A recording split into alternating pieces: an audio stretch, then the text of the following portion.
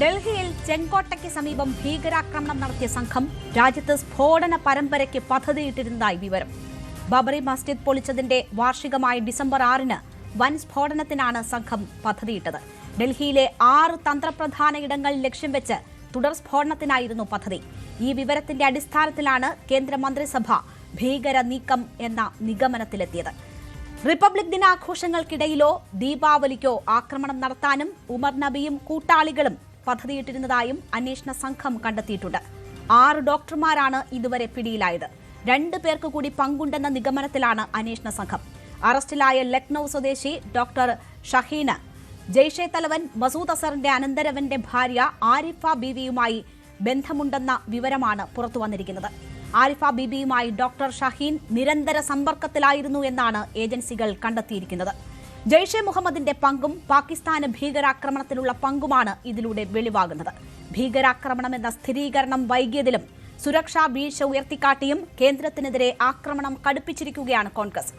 സർവകക്ഷി യോഗം വിളിക്കണമെന്നതാണ് ആവശ്യം. ഭീകരവാദത്തോട് കോൺഗ്രസിന് മൃദു സമീപനം എന്ന് പറഞ്ഞ് ആരോപണങ്ങളെ ചെറുക്കാനാണ് ബിജെപിയുടെ നീക്കം. ഈ വിഷയമാണ് നമ്മൾ ഇന്ന് പരിശോധിക്കുന്നത്. എനിക്കൊപ്പം ഈ ചർച്ചയിൽ അതിഥികൾ ചേരുന്നു. പ്രേക്ഷകർക്ക് സ്വാഗതം.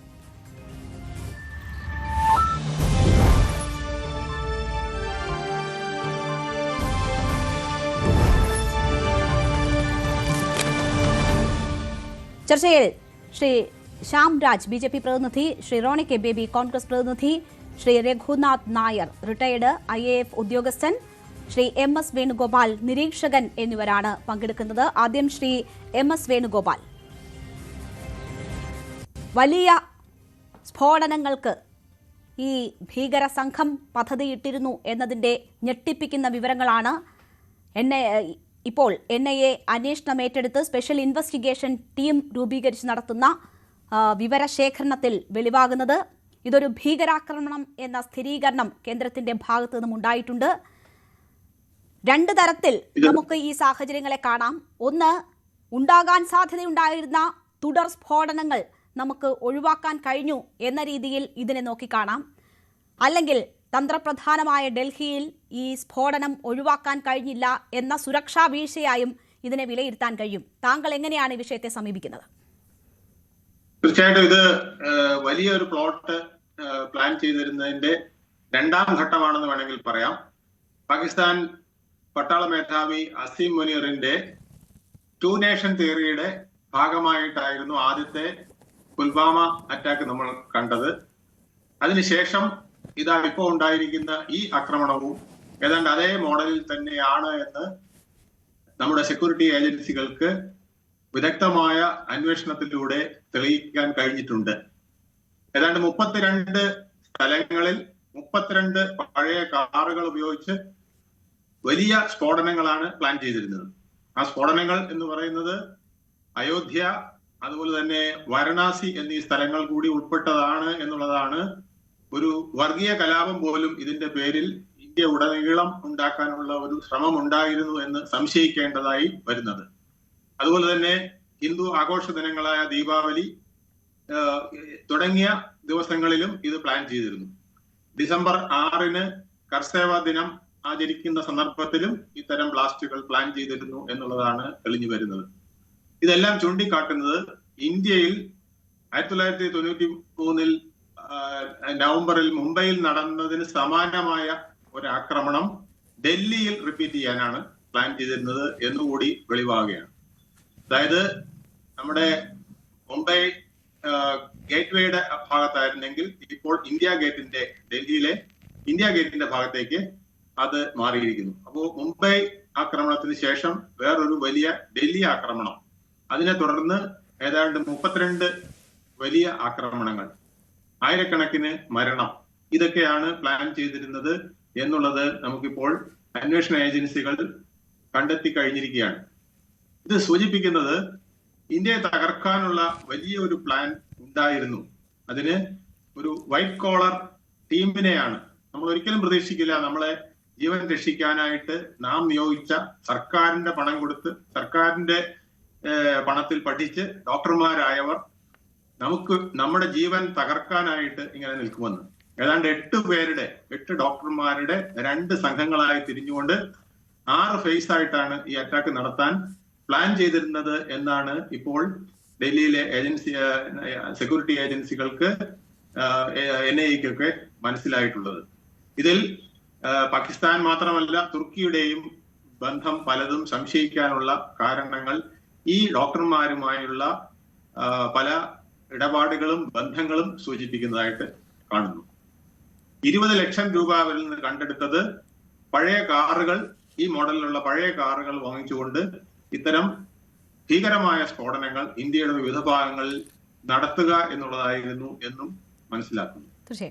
അതുപോലെ തന്നെ ഇന്ത്യയുടെ ഇപ്പോൾ നരേന്ദ്രമോദി സർക്കാരൊക്കെ പറയുന്ന പോലുള്ള സുരക്ഷ എന്ന് പറയുന്നത് ഇവിടെ അങ്ങനെയൊന്നും ഇല്ല എന്നും സ്ഥാപിക്കാനും ഇന്ത്യ സുരക്ഷിതമല്ലെന്ന് സ്ഥാപിക്കാനും കൂടിയുള്ള ഒരു ശ്രമം കൂടിയായിരുന്നു ഇന്നലെ കഴിഞ്ഞ ദിവസങ്ങളിൽ കഴിഞ്ഞ തിങ്കളാഴ്ച അട്ടിമറിക്കപ്പെട്ടത്. അത് നമ്മുടെ സെക്യൂരിറ്റി ഏജൻസികളുടെ ഒരു വലിയ അന്വേഷണ സംഘത്തിന്റെ ശ്രമഫലമായിട്ടാണ് ഇതെല്ലാം തകർക്കാൻ നമുക്ക് കഴിഞ്ഞത് എന്നുള്ളത് നമുക്ക് ആശ്വാസം നൽകുന്ന കാര്യങ്ങളാണ്. 32 ആക്രമണങ്ങൾ നടന്നിരുന്നെങ്കിൽ ഒരുപക്ഷെ ഇന്ത്യ മുഴുവൻ വ്യാപിക്കുന്ന വിധത്തിലുള്ള ഒരു വലിയ പ്രശ്നമായും പ്രക്ഷോഭമായും വർഗീയ കലാപമായും ഒക്കെ പൊട്ടിപ്പുറപ്പെടാനുള്ള സാധ്യത ഏറെയായിരുന്നു. അതിൽ നിന്ന് നമ്മുടെ രാജ്യം രക്ഷപ്പെട്ടു എന്ന് വേണം നമുക്ക് ഈ ഒരു സംഭവത്തിന്റെ ഇപ്പോഴത്തെ അവസ്ഥയിൽ നമുക്ക് മനസ്സിലാക്കാം. തീർച്ചയായും ശ്രീ MS വേണുഗോപാൽ, പക്ഷേ ഇവിടെ ഈ മൊഡ്യൂളിനെ ഐഡന്റിഫൈ ചെയ്യുന്നു. ജമ്മുകാശ്മീർ പോലീസ് അതിൽ നിർണായകമായ നീക്കങ്ങൾ നടത്തിയതാണ്. ആദ്യ സൂചനകളിൽ നിന്ന് തന്നെ യഥാർത്ഥത്തിൽ ഈ ഭീകരാക്രമണം ആസൂത്രണം ചെയ്തവരിലേക്ക് തന്നെ എത്തുന്ന തരത്തിലുള്ള നിരീക്ഷണം അവരുടെ ഭാഗത്തു നിന്നും ഉണ്ടായതാണ്. പക്ഷേ ഡൽഹിയിൽ അവർ എത്തുകയും അതിലെ തന്നെ ആളുകളെ പിടികൂടിയതിനു ശേഷവും അന്ന് രാജ്യത്തെ നടുക്കുന്ന തരത്തിലൊരു സ്ഫോടനം സാധ്യമാവുകയും ചെയ്തു എന്നത് ഒരു വീഴ്ചയായി ചൂണ്ടിക്കാണിക്കപ്പെടുന്നുണ്ട്. അത് ഒരു ഭാഗത്ത് നോക്കൂ, ഈ ആക്രമണം ഉണ്ടാകുമ്പോൾ തന്നെ അതിന് തെരഞ്ഞെടുത്ത സ്ഥലം, ഉണ്ടായ രീതി, ആ കാഷ്വാലിറ്റി, അതിൻ്റെ എല്ലാ സാധ്യതകളും ഇതൊരു ഭീകരാക്രമണം എന്നതിലേക്ക് തന്നെ സൂചനകൾ നൽകിയിരുന്നതാണ്. പക്ഷേ ഏതാണ്ട് 50 മണിക്കൂർ പിന്നിട്ടതിന് ശേഷമാണ് ഇന്ത്യ ഇക്കാര്യത്തിൽ ഇതൊരു ഭീകരാക്രമണമാണ് എന്ന ഔദ്യോഗിക സ്റ്റേറ്റ്മെന്റ് നടത്തുന്നത്. അത് ഒരു വീഴ്ചയായി ഇപ്പോൾ കോൺഗ്രസ് ചൂണ്ടിക്കാട്ടുന്നു. എന്തിനാണ് ഇത്രയും സമയം ഇന്ത്യ എടുത്തത് എന്ന ഒരു ചോദ്യം, അല്ലെങ്കിൽ കേന്ദ്രം എടുത്തത് എന്നൊരു ചോദ്യം പല കോണിൽ നിന്നും ഉയരുകയാണ്. അത് കൂടുതൽ കൃത്യത വരുത്താനാണോ അതോ അതൊരു ലാബ്സ് ആണോ? എന്താണ് താങ്കൾക്ക് തോന്നുന്നത്? ഇതെല്ലാം ചൂണ്ടിക്കാട്ടുന്നത് നമ്മുടെ മൊസാദിന്റെ തലവൻ മുമ്പ് പറഞ്ഞിട്ടുണ്ട്, 1000 ആക്രമണങ്ങളെ ഞങ്ങൾ ചെറുത്ത് തോൽപ്പിച്ചാലും ഒരെണ്ണം സംഭവിച്ചാൽ അത് മുഴുവൻ ഞങ്ങളുടെ തലയിൽ തന്നെ വരുമെന്ന്. അപ്പൊ അതുപോലെയാണ് നമ്മുടെ ഇന്ത്യയിലെ ആർമി ആവട്ടെ, അല്ലെങ്കിൽ സെക്യൂരിറ്റി വിഭാഗമാകട്ടെ, റോയ് ആവട്ടെ, എല്ലാ വിഭാഗങ്ങളും തന്നെ വളരെ ഊർജ്ജസ്വലമായിട്ട് കഴിഞ്ഞ കുറെ നാളുകളായി ഇത്തരത്തിലുള്ള ഭീകരപ്രവർത്തനങ്ങൾ ചെറുക്കുന്നതിന് വേണ്ടി ശ്രമം നടക്കുകയാണ്. നമ്മുടെ പ്രധാനമന്ത്രി തന്നെ പഹൽഗാമിന് ശേഷം പറഞ്ഞത്, ആക്രമണത്തിന്റെ അവസാനത്തിന് ശേഷവും പറഞ്ഞത്, നമ്മൾ ഓപ്പറേഷൻ സിന്ദൂർ അവസാനിപ്പിച്ചിട്ടില്ല എന്നുള്ളതാണ്. കാരണം അദ്ദേഹത്തിന് അല്ലെങ്കിൽ ഇന്ത്യ ഗവൺമെന്റിന് വിദേശത്ത് നിന്നും സ്വദേശത്ത് നിന്നുമുള്ള സെക്യൂരിറ്റി ഏജൻസികളുടെ വളരെ ശക്തമായ ഇൻഫർമേഷൻ ഉണ്ടായിരുന്നു എന്നാണ് മനസ്സിലാക്കുന്നത്. ഇനിയും ഇത്തരം സബോട്ടേജുകൾ ആരംഭിക്കാനും അല്ലെങ്കിൽ പലയിടത്തും നടത്താനുമുള്ള സാധ്യതകൾ നിലവിലുണ്ട് എന്നുള്ളത്. ആ സാധ്യതകൾ പല വിധത്തിൽ നമ്മുടെ സെക്യൂരിറ്റി ഏജൻസികൾ തടുത്തുകൊണ്ടേയിരുന്നു. ഇപ്പോഴേ ഉണ്ടായ ബ്ലാസ്റ്റ് പോലും ശരിക്കും പറഞ്ഞാൽ അത് അവിടെ അല്ലല്ലോ പ്ലാൻ ചെയ്തിരുന്നത്. അവർ പ്ലാൻ ചെയ്തിരുന്നത് തിരക്കേറിയ ജനസാന്ദ്രമായ കേന്ദ്രങ്ങളിൽ ഭീകരമായ ആക്രമണങ്ങളാണ് പ്ലാൻ ചെയ്തിരുന്നത്. അതായത് മുംബൈയിൽ ഏതാണ്ട് 300ഓളം പേരാണ് മരിച്ചതെങ്കിൽ ഇത് ആയിരക്കണക്കിന് ആളുകൾ മരിക്കുന്ന വിധത്തിലുള്ള വിവിധ പ്രദേശങ്ങളിലെ സ്ഫോടനങ്ങളാണ് പ്ലാൻ ചെയ്തതെന്ന് ഇപ്പോൾ നമ്മൾ കണ്ടെത്തിയിരിക്കുകയാണ്. അപ്പൊ അതിന്റെ തീവ്രത എത്രമാത്രമായിരുന്നു, പിന്നെ ഇത് ആരാണ് നടത്തിയതെന്നുള്ളത് നമ്മൾ പ്രധാനമായിട്ട് ആലോചിക്കേണ്ടതാണ്. നമ്മുടെ മെഡിക്കൽ കോളേജിലെ സൂപ്രണ്ടുമാരെയോ അല്ലെങ്കിൽ അവിടുത്തെ ഡോക്ടർമാരെയോ നമ്മൾ ഒരിക്കലും പ്രതീക്ഷിക്കില്ല ഇത്തരം ഒരു രീതിക്ക് മുതിരുമെന്ന്. പക്ഷെ സെക്യൂരിറ്റി തീർച്ചയായിട്ടും അവരത്തരം കാര്യങ്ങൾ വീക്ഷിച്ചുകൊണ്ടേയിരിക്കും. എന്നാൽ പോലും പലരും നമ്മൾ വിചാരിക്കാത്ത വൈറ്റ് കോളർ ബന്ധങ്ങളിലുള്ളവർ, വൈറ്റ് കോളർ സ്ഥാനങ്ങളിലുള്ളവർ ഒക്കെയാണ് ഈ ആക്രമണത്തിനും ഇതിന്റെ നിർണായകമായ കരുനീക്കങ്ങൾക്കും കൂട്ടുനിന്നത് എന്നുള്ളത് നമ്മളെ ഞെട്ടിപ്പിക്കുന്ന കാര്യമാണ്. ഇത് മനസ്സിലാക്കാതെ പലരും പല വിധത്തിലുള്ള വ്യാഖ്യാനങ്ങൾ നടത്തുന്നത് ഖേദകരമാണ്.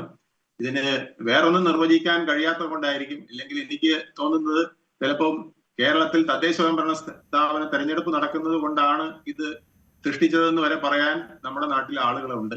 അത്തരത്തിലുള്ള പല വ്യാഖ്യാനങ്ങളും നമ്മുടെ സോഷ്യൽ മീഡിയയിലൊക്കെ പലയിടത്തും കണ്ട് നമ്മൾ അതിശയിച്ചിട്ടുമുണ്ട്. കാരണം നമ്മുടെ ആൾക്കാരുടെ ഈ പക്ഷപാതപരമായ ചില സമീപനങ്ങൾ നമുക്ക് അതിശയിപ്പിക്കുന്നതാണ്. അത് രാഷ്ട്രീയത്തിനാവാം, നമ്മുടെ തെരഞ്ഞെടുപ്പുകൾക്കാവാം, തെരഞ്ഞെടുപ്പിന് ഭാഗമായുള്ള മത്സരങ്ങൾക്കാവാം. പക്ഷെ രാജ്യത്തെ സംബന്ധിച്ചതാകുമ്പോൾ, രാജ്യത്തിന്റെ സുരക്ഷയെ സംബന്ധിച്ചതാകുമ്പോൾ ഇത് പറയുന്നവർക്കും കേൾക്കുന്നവർക്കും അനുഭവിക്കുന്നവർക്കും എല്ലാം ഒരുപോലെ ബാധകമാകുന്നതാണ് എന്നുകൂടി ഓർക്കാത്തത് വലിയ കഷ്ടമാണ്. രാഷ്ട്രത്തിനെ സംബന്ധിച്ച് വരുമ്പോൾ അതിനകത്ത് രാഷ്ട്രീയമോ അല്ലെങ്കിൽ കുറ്റപ്പെടുത്തലുകളോ അല്ല വേണ്ടത്. അതിന് പകരം അവിടെ ഒന്നിച്ചു നിന്ന് പോരാടുകയാണ്. നമ്മള് ഓപ്പറേഷൻ സിന്ദൂറിന്റെ സമയത്തും അതിനുശേഷവും ഇത് തന്നെയാണ് കണ്ടുകൊണ്ടിരുന്നത്. ഇന്ത്യ എത്രത്തോളം ശക്തമായി ഇതിനെ നേരിട്ടു എന്നുള്ളതല്ല, അത് എങ്ങനെ ഉണ്ടായി, എവിടെ വെച്ചുണ്ടായി, അവരെ മുഴുവൻ പിടിച്ചോ, അതിൽ ഇനി ആരെങ്കിലും ബാക്കിയുണ്ടോ, ഈ വിധത്തിൽ അല്ലെങ്കിൽ എത്ര പാകിസ്ഥാൻ വിമാനങ്ങളാണ് പാകിസ്ഥാൻ എത്ര ഇന്ത്യൻ വിമാനങ്ങളാണ് തകർത്തത്, ഇന്ത്യ എത്ര വിമാനം തകർത്തു എന്ന് ചോദിക്കുന്ന രീതിയിലുള്ള ശൈലി നമ്മൾ കണ്ടുകൊണ്ടിരിക്കുകയാണ്. ഇതൊക്കെ നമ്മുടെ സങ്കുചിത കക്ഷി രാഷ്ട്രീയം എന്നതിനപ്പുറം മറ്റൊന്നുമില്ല എന്ന് ഇന്ത്യയിലെ ജനങ്ങൾ കണ്ടിട്ടുണ്ട്, തള്ളിക്കളഞ്ഞിട്ടുണ്ട്. അത് ഇനിയും ആവർത്തിക്കും. ഇന്ത്യ നേരിടുന്ന വലിയ ഭീഷണികൾ നമുക്ക് ഒന്നിച്ചു നേരിടണം. അതെല്ലാവരും ഒറ്റക്കെട്ടായി നിന്നുകൊണ്ട്, അത് ജാതി മത ഭേദമന്യേ അല്ലെങ്കിൽ ഹിന്ദു മുസ്ലിം ബന്ധമില്ലാതെ എല്ലാവരും ഒരുപോലെ നിന്ന് നേരിടേണ്ടതാണ്. കാരണം ഈ രാജ്യം നഷ്ടപ്പെട്ടാൽ നമ്മൾക്ക് ഗാസയിലെ അവസ്ഥ അറിയാലോ. പിന്നെ നമുക്ക് വെറും തറ പോലും കാണില്ല, കയറി കിടക്കാനായിട്ട് നമ്മുടെ വീട്ടിൽ ഉണ്ടാവില്ലെന്ന് മാത്രമല്ല, നമുക്ക് ജീവിക്കാനായിട്ടൊരു തറ പോലും ഉണ്ടാവില്ല. അവിടെ ഇനി എത്ര വർഷം പണിയെടുത്താലാണ് അവിടുത്തെ ജനതയ്ക്ക് ഒരു ഭൂമി ഉണ്ടാവുക? ഇപ്പൊ നമ്മുടെ രാഷ്ട്രം പ്രധാനമാണ്. രാഷ്ട്രത്തിലെ ഒരു വ്യക്തിയോ ഒരു കെട്ടിടമോ പോലും തകരുന്നത് നമ്മുടെ ഭാവിക്ക് നല്ലതല്ല. അത് അതിഭയങ്കരമായ ദോഷം നമുക്ക് വരുത്തി വെക്കുമെന്നുള്ളത്. അങ്ങനെ കാണുമ്പോൾ തന്നെ ഏതെങ്കിലും തരത്തിലുള്ള വീഴ്ചകൾ നമ്മുടെ സംവിധാനങ്ങളിൽ ഉണ്ടെങ്കിൽ അത് ചൂണ്ടിക്കാട്ടാനുള്ള ബാധ്യതയും ഉത്തരവാദിത്വവും പ്രതിപക്ഷത്തിനുണ്ട് എന്ന കാര്യം കൂടി നമ്മൾ മറന്നുകൂടാ. കാരണം തെറ്റുകൾ ഉണ്ടായാൽ തിരുത്തലുകൾ അനിവാര്യവുമാണ്. അപ്പോൾ അങ്ങനെ ഒരു ജാഗ്രത ഉണ്ടാകുന്നതിനെ നമുക്ക് കുറ്റം പറയാൻ പറ്റുമോ എന്ന കാര്യത്തിൽ എനിക്ക് സംശയമുണ്ട്. ഞാൻ താങ്കളിലേക്ക് തിരിച്ചു വരാം. നമുക്കൊപ്പം ഇപ്പോൾ BJP പ്രതിനിധി ശ്രീ ശ്യാംരാജ് കൂടി ചേരുകയാണ്. ശ്യാം, എന്നെ കേൾക്കാമോ? ശ്യാം, എന്നെ കേൾക്കാമോ?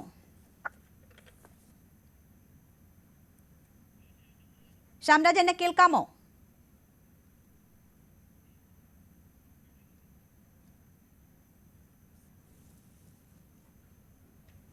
ശ്യാംരാജ്, എന്നെ കേൾക്കാമോ?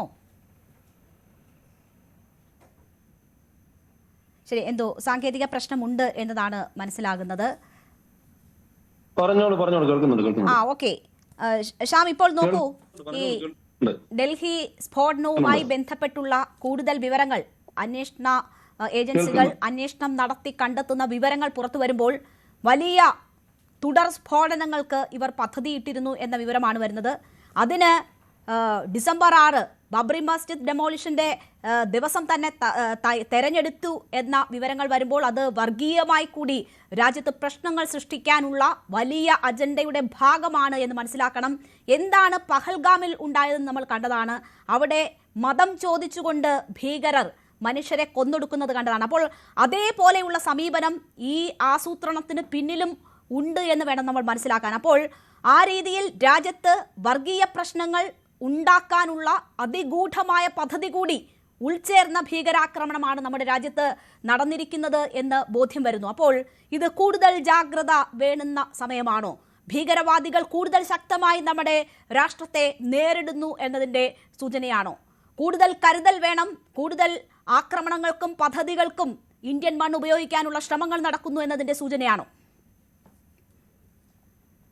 നോക്കൂ, ഈ തീവ്രവാദികളുടെ ഒരു പ്രത്യേകത എന്ന് പറയുന്നത് അവർ എക്കാലത്തും ഇത്തരത്തിലുള്ള തീവ്രവാദ പ്രവർത്തനങ്ങൾക്ക് ശ്രമിച്ചുകൊണ്ടേയിരിക്കും എന്നുള്ളതാണ്. അപ്പൊ നമ്മളതിനെ അതിശക്തമായിട്ട് നേരിടുക എന്നുള്ളതാണ് പ്രതിവിധി.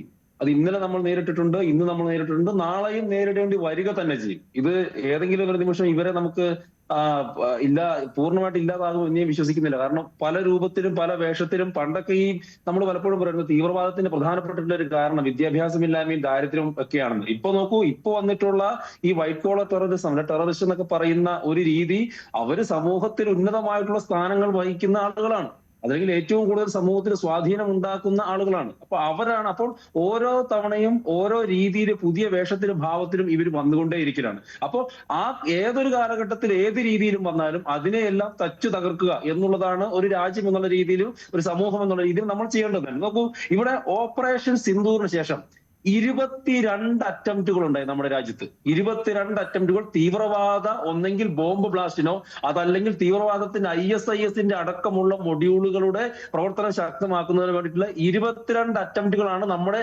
രഹസ്യാന്വേഷണ ഏജൻസികൾ പൊളിച്ചു കളഞ്ഞത്.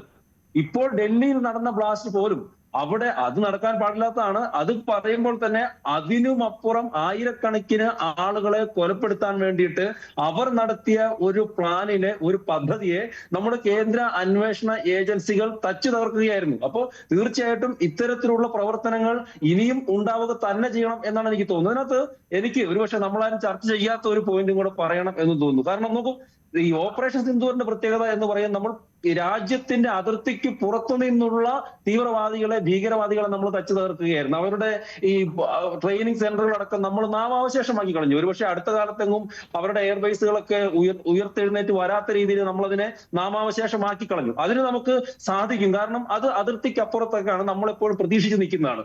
അതിർത്തിക്കകത്തുള്ള തീവ്രവാദം, ഈ അതിർത്തിക്കകത്തുള്ള തീവ്രവാദത്തെ, ഭീകരവാദത്തെ എങ്ങനെ നേരിടണം എന്നുള്ള വലിയ ഒരു പ്രശ്നം കൂടി നമ്മുടെ മുമ്പിൽ നിൽക്കുന്നുണ്ട്. നോക്കൂ, അത് ഒരു കോളേജിലെ, പ്രധാനപ്പെട്ട ഒരു കോളേജിലെ അധ്യാപകൻ, ഒരു പ്രൊഫസർ, അതല്ലെങ്കിൽ ഒരു മെഡിക്കൽ കോളേജിലെ ഒരു ഡോക്ടർ, ഇവരൊക്കെ തന്നെ ഇതിനകത്തേക്ക് ഈ തീവ്രവാദ പ്രവർത്തനങ്ങളുമായിട്ട് വരുമ്പോൾ, മുമ്പൊന്നും കണ്ടിട്ടില്ലാത്ത രീതിയിൽ വരുമ്പോൾ പൊതുസമൂഹത്തിന് കൂടി അതിനെതിരെ ഒരു ജാഗരൂകത വേണ്ടത് കൂടിയുണ്ട്. നോക്കൂ, എനിക്ക് വളരെ അത്ഭുതം തോന്നുന്നു. കാരണം ഇവിടെ മൈലുകൾക്കപ്പുറത്തുള്ള പാലസ്തീന് വേണ്ടിയിട്ട് സംസാരിച്ച പല ആളുകളും, പാലസ്തീന് വേണ്ടി ഉണ്ടായിട്ടുള്ള ബഹളങ്ങളും കോലാഹലങ്ങളുടെയും 100-1 പോലും ഇവിടെ നമ്മുടെ രാജ്യത്തൊരു തീവ്രവാദി ആക്രമണം ഉണ്ടായപ്പോൾ അതിനെ അപലപിക്കുന്നതിന് ഉണ്ടായിട്ടുണ്ടോ എന്നെനിക്ക് സംശയമുണ്ട്. പ്രത്യേകിച്ച് കേരളം, നമ്മുടെ രാജ്യത്തെ പ്രതിപക്ഷ പാർട്ടികൾ അടക്കമുള്ള ആളുകൾ അതിന് വേണ്ടിയിട്ടൊരു അവധാനത കണ്ടിട്ടുണ്ടോ എന്നെനിക്ക് സംശയമുണ്ട്. പലപ്പോഴും കേന്ദ്ര സർക്കാരിനെ വിമർശിക്കുന്നതിനപ്പുറത്തേക്ക് ഒരു പൊതുസമൂഹം എന്നുള്ള രീതിയിൽ എങ്ങനെ ഈ തീവ്രവാദ പ്രവർത്തനത്തെ തള്ളിക്കളയാം, അല്ലെങ്കിൽ പൊതുസമൂഹത്തിൽ നിന്ന് അതിലൊരു വിഷയമുള്ളത്, ഇത് എപ്പോഴാണ് ഇതൊരു ഭീകരാക്രമണമാണ് എന്ന് സ്ഥിരീകരിക്കപ്പെടുന്നത്? ഇന്നലെ കേന്ദ്ര മന്ത്രിസഭയുടെ സുരക്ഷാ കാര്യങ്ങൾക്കായുള്ള മന്ത്രിസഭാ യോഗം ചേർന്നതിന് ശേഷം അശ്വിനി വൈഷ്ണവ് പ്രസ്താവന നടത്തുമ്പോൾ മാത്രമാണ് ഇതൊരു ഭീകരാക്രമണം എന്ന് സ്ഥിരീകരിക്കപ്പെടുന്നത്. അപ്പോൾ ഉത്തരവാദിത്തമില്ലാതെ, ഒരു ഭീകരാക്രമണമെന്ന സ്ഥിരീകരണമില്ലാതെ അതിനെ അപലപിക്കുക, ആ നിലയിൽ അപലപിക്കുക എന്നത് പ്രതിപക്ഷ പാർട്ടികളെ സംബന്ധിച്ച് അത് ഉത്തരവാദിത്തരഹിതമായി പോകുമല്ലോ. അപ്പോൾ ആ ഒരു സാഹചര്യം നമ്മൾ കാണണം അങ്ങനെ ഒരു വിമർശനം ഉന്നയിക്കുമ്പോൾ. എന്ത് ഉത്തരവാദിത്തമുള്ള പ്രതിപക്ഷമാണ് രേണുകാശ്ശേരി? അപ്പോ നമ്മുടെ എത്ര വിമാനങ്ങൾ തകർന്നു? അമേരിക്കയാണോ നമ്മുടെ ഈ ഓപ്പറേഷൻ സിന്ദൂർ നിർത്തിവെപ്പിച്ചതെന്ന് ചോദിച്ചാൽ എന്ത് ഉത്തരവാദിത്തോട് കൂടിയിട്ടാ? കേരളത്തിലെ കോൺഗ്രസ് KPCC ഇവിടെ ട്വീറ്റ് ചെയ്ത് എന്ത് ഉത്തരവാദിത്തോട് കൂടിയിട്ട് പാകിസ്ഥാൻ പങ്കില്ല എന്ന് പറഞ്ഞിട്ട് അത് ഉത്തരവാദിത്തമാണ്. അപ്പൊ ഉത്തരവാദിത്തത്തിന്റെ കഥയൊന്നും പറയണ്ട. അതൊന്നും അല്ല ഇവിടുത്തെ പ്രശ്നം പറയുന്നത്. ഇവിടെ കൃത്യമായിട്ട് നിങ്ങൾ ആ വിഷയത്തിൽ നോക്കിക്കോളൂ. കൃത്യമായിട്ട് തീവ്രവാദ പ്രവർത്തനങ്ങളെ, അതിലെ ഇത്തരത്തിലുള്ള റാഡിക്കലൈസേഷനെ കുറ്റപ്പെടുത്തുന്നതിൽ, മാറ്റി നിർത്തുന്നതിൽ, ഒറ്റപ്പെടുത്തുന്നതിൽ കൃത്യമായിട്ട് ഒരു അവധാനത നമ്മുടെ നാട്ടിലെ പ്രതിപക്ഷങ്ങൾ കാണിക്കുന്നില്ല എന്നുള്ളത് യാഥാർത്ഥ്യം തന്നെയാണ്. അത് ഒളിച്ചു വെച്ചിട്ട് കാര്യമൊന്നുമില്ല. അത് ഈ സമയത്ത് ചർച്ച ചെയ്തില്ലെങ്കിൽ പിന്നെ ഏത് സമയത്താണ് ചർച്ച ചെയ്യുക എന്ന് എനിക്കറിയില്ല. അപ്പോ ഈ തരത്തിലുള്ള ആളുകളെ മാറ്റി നിർത്തുന്നതിന്, ഇതിനെതിരെ ഒരു വ്യാപകമായിട്ടുള്ള ഒരു ചർച്ച നടത്തുന്നതിനോ അല്ലെങ്കിൽ വലിയൊരു ക്യാമ്പയിൻ തുടങ്ങുന്നതിനോ ഒന്നും പൊതുസമൂഹം ഇപ്പോഴും തയ്യാറായിട്ടുണ്ടോ? അല്ലെങ്കിൽ പ്രത്യേകിച്ച് നമ്മുടെ രാജ്യത്തെ മുഖ്യധാര പ്രതിപക്ഷ രാഷ്ട്രീയ കക്ഷികളൊക്കെ തയ്യാറായിട്ടുണ്ടോ എന്നുള്ള സംശയമാണ്. അപ്പോൾ അതാണ് ഞാൻ ഉദാഹരണത്തോട് പറഞ്ഞത്. എന്തുകൊണ്ട്, എന്റെ ചോദ്യം വളരെ വ്യക്തമാണ്.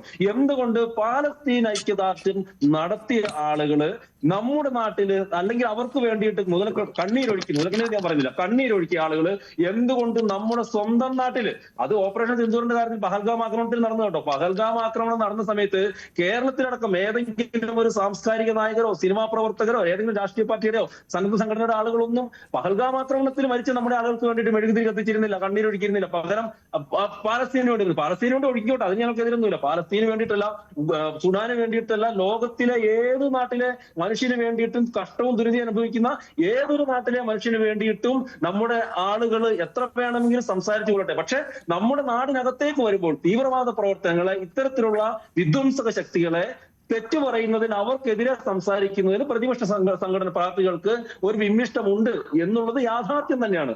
അത് ഇനിയെങ്കിലും അവർ തിരിച്ചറിഞ്ഞില്ലെങ്കിൽ, ഇപ്പോ എനിക്ക് മുമ്പ് സംസാരിച്ച വേണുഗോപാൽ സാർ പറഞ്ഞൊരു കാര്യം ഞാൻ എടുത്തു പറയാൻ വേണ്ടി ഉദ്ദേശിക്കുകയാണ്. കാരണം നമുക്ക് ഈ മണ്ണ് പോയാൽ വേറെ മണ്ണില്ല. ഇവിടെ നമ്മളിത് പ്രതീക്ഷിക്കുന്നവരൊന്നുമല്ല. ഇപ്പൊ കേന്ദ്ര സർക്കാരിനെ വേണമെങ്കിൽ കുറ്റം പറയാം, അല്ലെങ്കിൽ മറ്റാരെങ്കിലും കുറ്റം പറയാം. തീവ്രവാദികളുടെ അവസാന ലക്ഷ്യം ആരാണ്? തീവ്രവാദികളുടെ അവസാന ലക്ഷ്യം BJP ഒന്നുമല്ല, കേന്ദ്ര സർക്കാർ മാത്രമൊന്നുമല്ല. അവരുടെ ഒന്നാമത്തെ ലക്ഷ്യം മാത്രമായിരിക്കും ഭരിക്കുന്ന പാർട്ടി എന്ന് പറയുന്നത്. ഇന്നല്ലെങ്കിൽ നാളെ അവർ നമ്മൾ ഓരോരുത്തരുടെയും വാതിലുകളിൽ മുട്ടുക തന്നെ ചെയ്യും, തോക്കുമായിട്ട് വന്നിട്ട്. അപ്പോ അതിനു വേണ്ടിയിട്ടുള്ള അവസരം ഉണ്ടാക്കാതിരിക്കുക. പൊതുസമൂഹം, രാഷ്ട്രീയ കക്ഷികൾ ഉൾപ്പെടെയുള്ളവർ തുറന്ന ചർച്ച ചെയ്ത് ഇതിനെതിരെ ശക്തമായിട്ടുള്ള നിലപാടുകൾ എടുക്കുക എന്നുള്ളത് കൂടി ഈ ഒരു സമയത്ത് അത്യന്താപേക്ഷിതമാണ്. ശരിയായിട്ടുള്ള ഒരു കാര്യമാണ് അതിൽ ഇപ്പോൾ പറഞ്ഞു നിർത്തിയത്. ഇതിൽ രാഷ്ട്രീയ ഭേദമില്ലാതെ ഒരുമിച്ച് നിന്ന് മുന്നോട്ട് പോകേണ്ടുന്നതിന്റെ പ്രാധാന്യം എന്താണ് എന്ന് താങ്കൾ സൂചിപ്പിക്കുകയായിരുന്നു. താങ്കൾ നേരത്തെ തന്നെ ഇത് ഇന്ത്യൻ മണ്ണിൽ റാഡിക്കലൈസ്ഡ് ആയിട്ടുള്ള ടെററിസ്റ്റുകളെ ഉപയോഗിച്ച് നടത്തിയ ആക്രമണമാണ്, അതിന്റെ സാഹചര്യം ഗൗരവത്തോടുകൂടി പരിശോധിക്കണം എന്നൊരു കാര്യം കൂടി പറഞ്ഞു. അവിടെ എനിക്കൊരു ചോദ്യമുള്ളത്, ഈ വിഷയവുമായി ബന്ധപ്പെട്ട് ആഫ്റ്റർ പഹൽഗാം സഭയിൽ ചർച്ച നടക്കുമ്പോൾ ചിദംബരം ഇതുമായി ബന്ധപ്പെട്ടുള്ളൊരു വിഷയം സഭയിൽ പറഞ്ഞിരുന്നു. അദ്ദേഹം ഇന്നത് വീണ്ടും ട്വീറ്റ് ചെയ്തിട്ടുണ്ട്. അത് രണ്ട് തരത്തിലുള്ള ടെററിസ്റ്റുകൾ നമ്മുടെ നാട്ടിലുണ്ട്. Foreign trained infiltrated terrorist and home grown terrorist. I said so in parliament during the debate on operation Sindoor.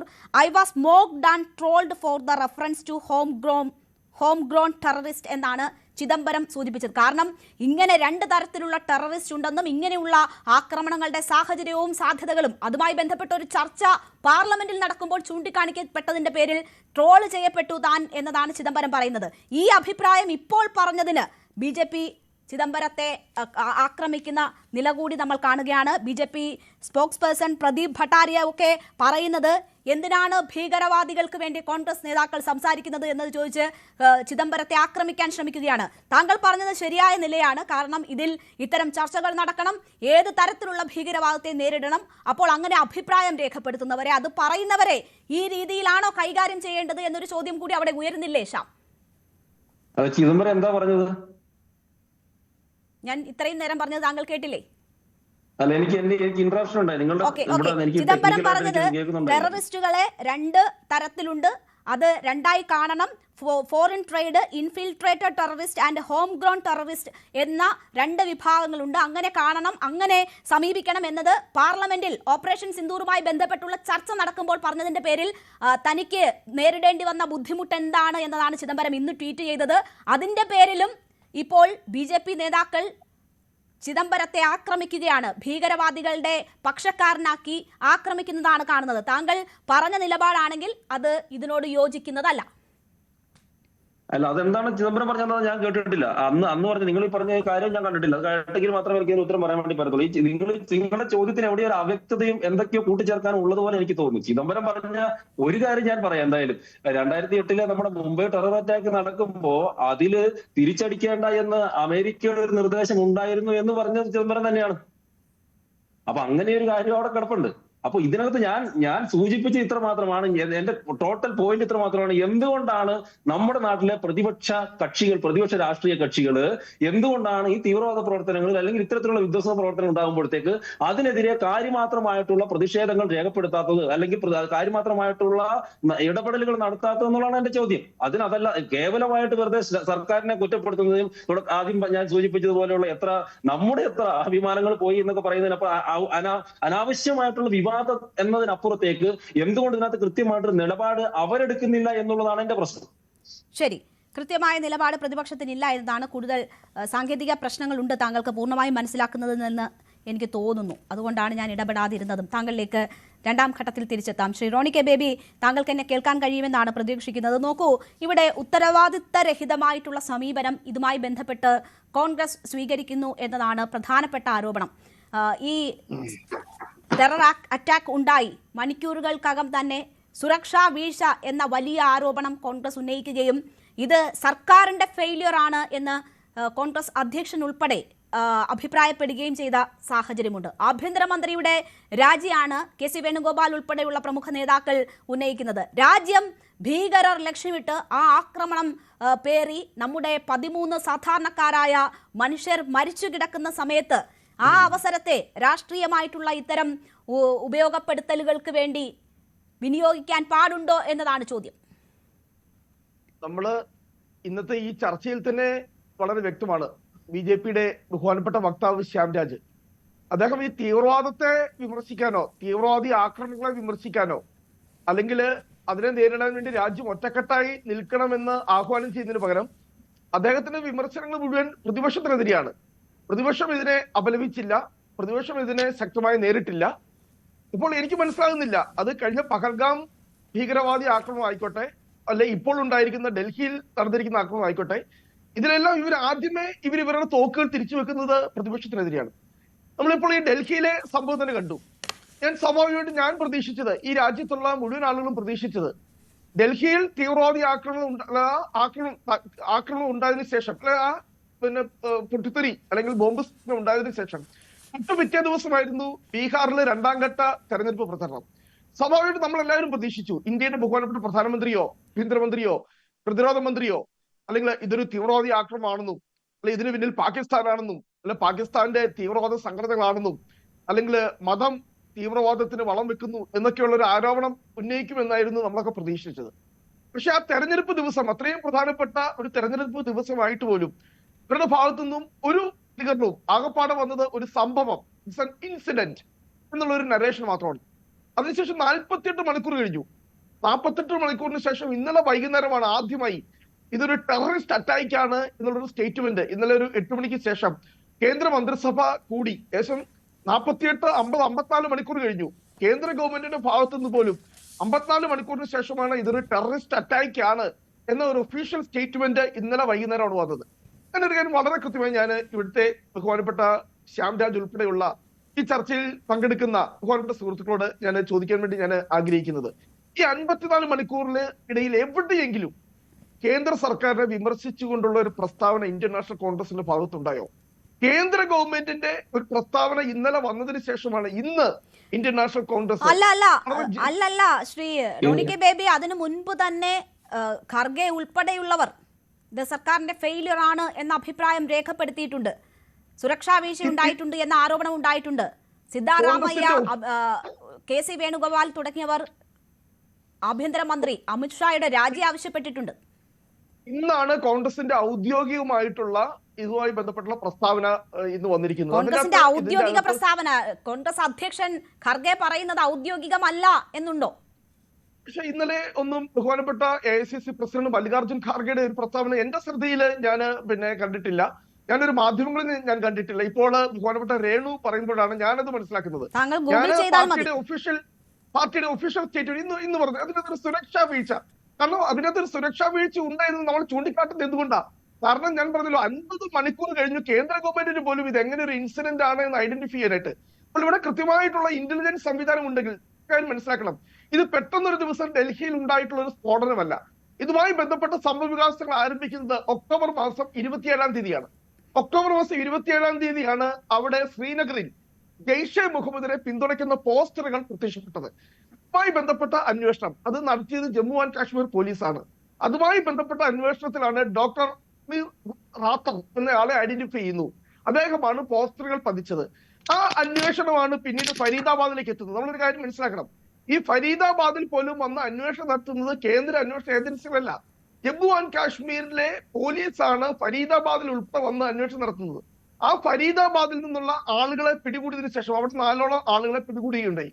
അതിനുശേഷം എത്ര മണിക്കൂറാണ് ഈ സ്ഫോടനത്തിന് ഇപ്പോൾ നമ്മൾ പറയുന്ന ആളുകൾ ഉൾപ്പെടെയുള്ള ആ വാഹനം ഡൽഹിയിലെ ഏറ്റവും തന്ത്രപ്രധാനമായ സ്ഥലങ്ങളിലാണ് ഇത്രയും കിലോ സ്ഫോടക വസ്തുക്കളുമായി ആ വാഹനം 3 മണിക്കൂർ, നമ്മൾ കാര്യം മനസ്സിലാക്കണം, ചെങ്കോട്ടയില് ഈ ചർച്ചയിൽ പങ്കെടുക്കുന്ന ആളുകളൊക്കെ ചെങ്കോട്ടയിൽ ഒക്കെ പോയിട്ടുണ്ട് എന്ന് തന്നെയാണ് ഞാൻ വിശ്വസിക്കുന്നത്.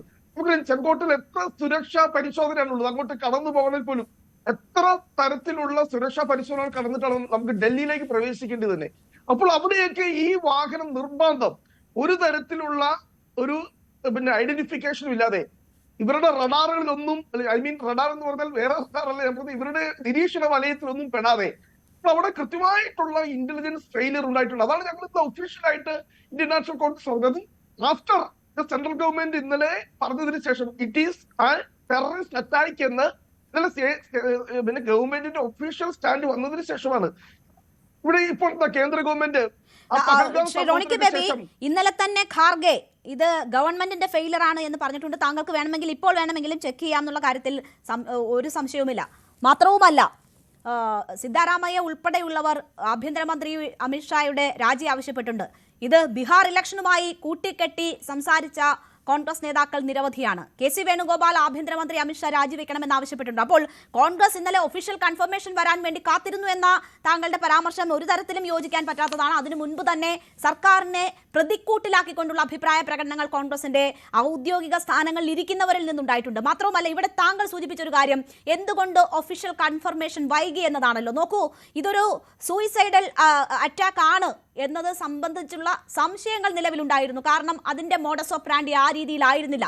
പിന്നീടാണ് ഈ സ്ഫോടന വസ്തുക്കളുമായി രക്ഷപ്പെടാൻ കഴിയില്ല എന്ന തരത്തിൽ പോകുന്ന ഉമർ നബി, അയാൾ ഒന്നുകിൽ അബദ്ധത്തിൽ ഇത് പൊട്ടിത്തെറിച്ചതാകാം, അല്ലെങ്കിൽ മനഃപൂർവ്വം വലിയ സാങ്കേതികത്വങ്ങൾ ഇല്ലാതെ ഇത് ഒരു സ്ഫോടനത്തിലേക്ക് എത്തിച്ചതാകാം എന്ന നിഗമനത്തിലേക്ക് അന്വേഷണ സംഘം എത്തുന്നത്. അപ്പോൾ നമ്മൾ ഉത്തരവാദിത്തപ്പെട്ട ഒരു രാഷ്ട്രം എന്ന നിലയിൽ അതിൽ എന്താണ് സംഭവിച്ചത് എന്നത് കൃത്യമായ പരിശോധനകൾക്കും നിഗമനങ്ങൾക്കും ശേഷം പറയേണ്ടതാണല്ലോ. ഉത്തരവാദിത്തമില്ലാത്ത ഒരു രാഷ്ട്രത്തെ പോലെ നടക്കുന്ന ഒരു സംഭവത്തെ ഭീകരാക്രമണം എന്ന് വിളിച്ചുകൂവാൻ പറ്റാത്തത് കൊണ്ടായിരിക്കില്ലേ കൂടുതൽ സമയമെടുത്ത് അക്കാര്യത്തിൽ അന്വേഷണ ഏജൻസികളുടെ കണ്ടെത്തലുകൾ, നിഗമനങ്ങൾ ഇവയെ അടിസ്ഥാനമാക്കി ഒരു പ്രസ്താവന നടത്തുന്നത്?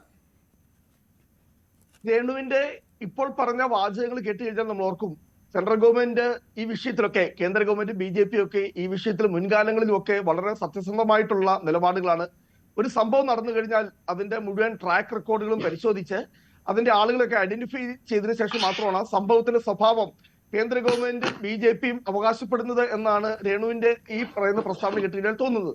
പക്ഷെ മുൻകാലങ്ങളിൽ അങ്ങനെ ആയിരുന്നില്ല. മുൻകാലങ്ങളിൽ ഒരു സംഭവം ഉണ്ടായിക്കഴിഞ്ഞാൽ അന്നേരെ നമ്മുടെ മുമ്പിലുണ്ട് പഹൽഗാമിൽ സംഭവിച്ചത്. ആ പഹൽഗാം സംഭവം ഉടനെ എന്ത് ചെയ്തു, ഇത് പിന്നെ കോൺഗ്രസ് ഇതിനെ പരമായി അതിനെ ഉപയോഗിക്കുന്നു, ധ്രുവീകരണത്തിന് ഉപയോഗിക്കുന്നു, അല്ലെങ്കിൽ തീവ്രവാദികളെ വെള്ളപൂശാൻ വേണ്ടി കോൺഗ്രസ് ശ്രമിക്കുന്നു. കോൺഗ്രസ് പാകിസ്ഥാന്റെ പക്ഷത്താണ്. നമ്മളൊരു കാര്യം മനസ്സിലാക്കണം, അന്ന് ഈ പറയുന്ന സെൻട്രൽ ഗവൺമെന്റിന്റെയും BJPയുടെയും മുഴുവൻ വക്താക്കളുടെയും പ്രചരണം മുഴുവൻ പാകിസ്ഥാനെ അറ്റാക്ക് ചെയ്യാൻ വേണ്ടി ആയിരുന്നില്ല. ഇവര് മുഴുവൻ ചെയ്തത് അന്നത്തെ രാഹുൽ ഗാന്ധി ചോദിച്ചത് വളരെ ആ ഇൻസിഡന്റ് ഒക്കെ നടന്ന് ഈ പറയുന്ന ഓപ്പറേഷൻ സിന്ദൂരും കഴിഞ്ഞിട്ടാണ്. അതായത് ഓപ്പറേഷൻ സിന്ദൂരിനിടയിലല്ല, ഓപ്പറേഷൻ സിന്ദൂരിൽ രാജ്യം ശക്തമായി തിരിച്ചടിക്കുന്ന വേളയിലില്ല. അതിനുശേഷം കോൺഗ്രസ് ചോദിച്ചു, ഇത്ര യുദ്ധവിമാനങ്ങൾ നഷ്ടപ്പെട്ടു, ഞങ്ങൾക്ക് എന്താ ചോദിക്കാനുള്ള അവകാശമില്ലേ? അല്ലെങ്കിൽ ഇവിടെ അമേരിക്കയുടെ പ്രസിഡന്റ് 54 തവണയാണ് ഡൊണാൾഡ് ട്രംപ് പറഞ്ഞത് എന്റെ മധ്യസ്ഥത. ഇവിടെ ഈ കോൺഗ്രസിനെ വിമർശിക്കുവാൻ അന്ന് പറഞ്ഞ 2 കാരണങ്ങളാണ്. ഒന്ന്, രാഹുൽ ഗാന്ധി ചോദിച്ചു എത്ര യുദ്ധവിമാനങ്ങൾ വീണു, അതാണ് ഞങ്ങൾ കാണിച്ച തെറ്റ്. 2, ഡൊണാൾഡ് ട്രംപ് 54 തവണ പറഞ്ഞു അദ്ദേഹത്തിന്റെ മധ്യസ്ഥതയിലാണ് ഇന്ത്യയും പാകിസ്ഥാനും തമ്മിൽ അന്ന് ഈ പറയുന്ന യുദ്ധവിരാമം അല്ലെങ്കിൽ ആ കോൺഫ്ലിക്റ്റ് അവസാനിപ്പിച്ചത്. ഇപ്പോൾ ഞങ്ങൾ ചോദിച്ചത് എന്തുകൊണ്ടാണ് അമേരിക്കൻ പ്രസിഡന്റ് ട്രംപ് ഇങ്ങനെ ഒരു സ്റ്റേറ്റ്മെന്റ് നടത്തിയിട്ട് ആ വിഷയത്തിൽ എന്തുകൊണ്ടാണ് കേന്ദ്ര ഗവൺമെന്റ് കുറ്റകരമായ മൗനം പാലിക്കുന്നത് എന്ന് ചോദിച്ചപ്പോൾ ഇവർക്ക് ട്രംപിനെ വിമർശിക്കുവാനല്ല, ഇവർക്ക് ട്രംപിനെതിരെ ഒരു വാക്ക് പോലും പറയാനില്ല. ഇവര് പറയുന്നത് മുഴുവൻ എന്താ എത്ര ഞാൻ തന്നെ ഈ ന്യൂസ് 18 ചാനലിൽ ഉൾപ്പെടെ എത്രയോ വന്ന് പിന്നെ ഞങ്ങളുടെ വാദം മുന്നോട്ട് വെക്കേണ്ടി വന്നു. ഇപ്പോൾ തന്നെ ഞാൻ ഒറ്റ കാര്യങ്ങളെ, ഈ ഓരോ തീവ്രവാദി ആക്രമണം കഴിയുമ്പോൾ കേന്ദ്ര ഗവൺമെന്റ് ഒരു തിയറി മുന്നോട്ട് വയ്ക്കുന്നുണ്ട്. എന്താണ്? New normal. ഇവർ വെക്കുന്ന തിയറിയാണ് ന്യൂ നോർമൽ ഡോക്ട്രിൻ. എല്ലാം നോർമൽ ആയിരിക്കുന്നു, രാജ്യത്തിന്റെ അതിർത്തികളെല്ലാം ഭദ്രമായിരിക്കുന്നു, രാജ്യത്തിന്റെ അതിർത്തികളെല്ലാം ശക്തമായിരിക്കുന്നു, ഒരു തീവ്രവാദി ആക്രമണം പോലും ഈ രാജ്യത്തുണ്ടാകുന്നില്ല. പക്ഷെ 2015 തൊട്ട് ഇങ്ങോട്ട് നോക്കിക്കഴിഞ്ഞാൽ ഏറ്റവും വലിയ തീവ്രവാദി ആക്രമണങ്ങളാണ്. ആദ്യം ഗുരുദാസ്പൂരിൽ 2015, 2016 പുത്താൻകോട്ട്, 16 പാന്തട, 16 ഉറി, 16 തന്നെ നഗ്നോട്ട, 17 തന്നെ അഹമ്മദാബാദ്, 19 പുൽവാമ, 23 രജൌരി, 24 റസി, 25 പഹൽഗാം. അത് കഴിഞ്ഞപ്പോൾ ലേറ്റസ്റ്റ് ആണ് ഇപ്പോൾ സംഭവിച്ചിരിക്കുന്നത്.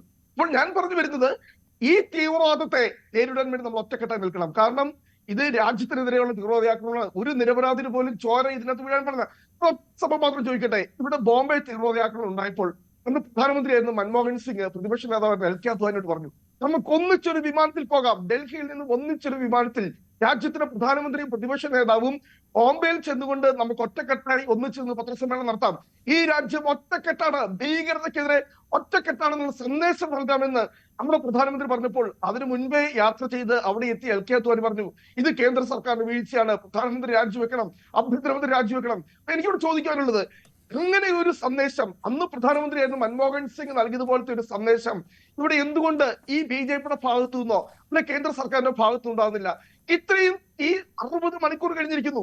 ഒന്ന് ഈ രാജ്യത്തിന്റെ പ്രതിപക്ഷ നേതാവിനെയോ കോൺഗ്രസിന്റെ ഔദ്യോഗിക സംവിധാനത്തിൽ ബന്ധപ്പെട്ടുകൊണ്ട് ഈ സംഭവവുമായി ബന്ധപ്പെട്ട് വിശദാംശങ്ങളൊന്ന് വിശദീകരിക്കുവാനോ അല്ലെങ്കിൽ ഒരു ഓൾ പാർട്ടി മീറ്റിംഗ് എങ്കിലും നടത്തി രാജ്യം ഒറ്റക്കെട്ടാണ് ഒരു സന്ദേശം നൽകാൻ പോലും കേന്ദ്ര സർക്കാർ തയ്യാറാകുന്നില്ല. പകരം എല്ലാം കോൺഗ്രസിന്റെ തലയിൽ വെച്ച് കിട്ടിയിട്ട് അങ്ങനെ ഈ രാജ്യം നമുക്ക് മുന്നോട്ട് പോകാനായിട്ട് കഴിയില്ല.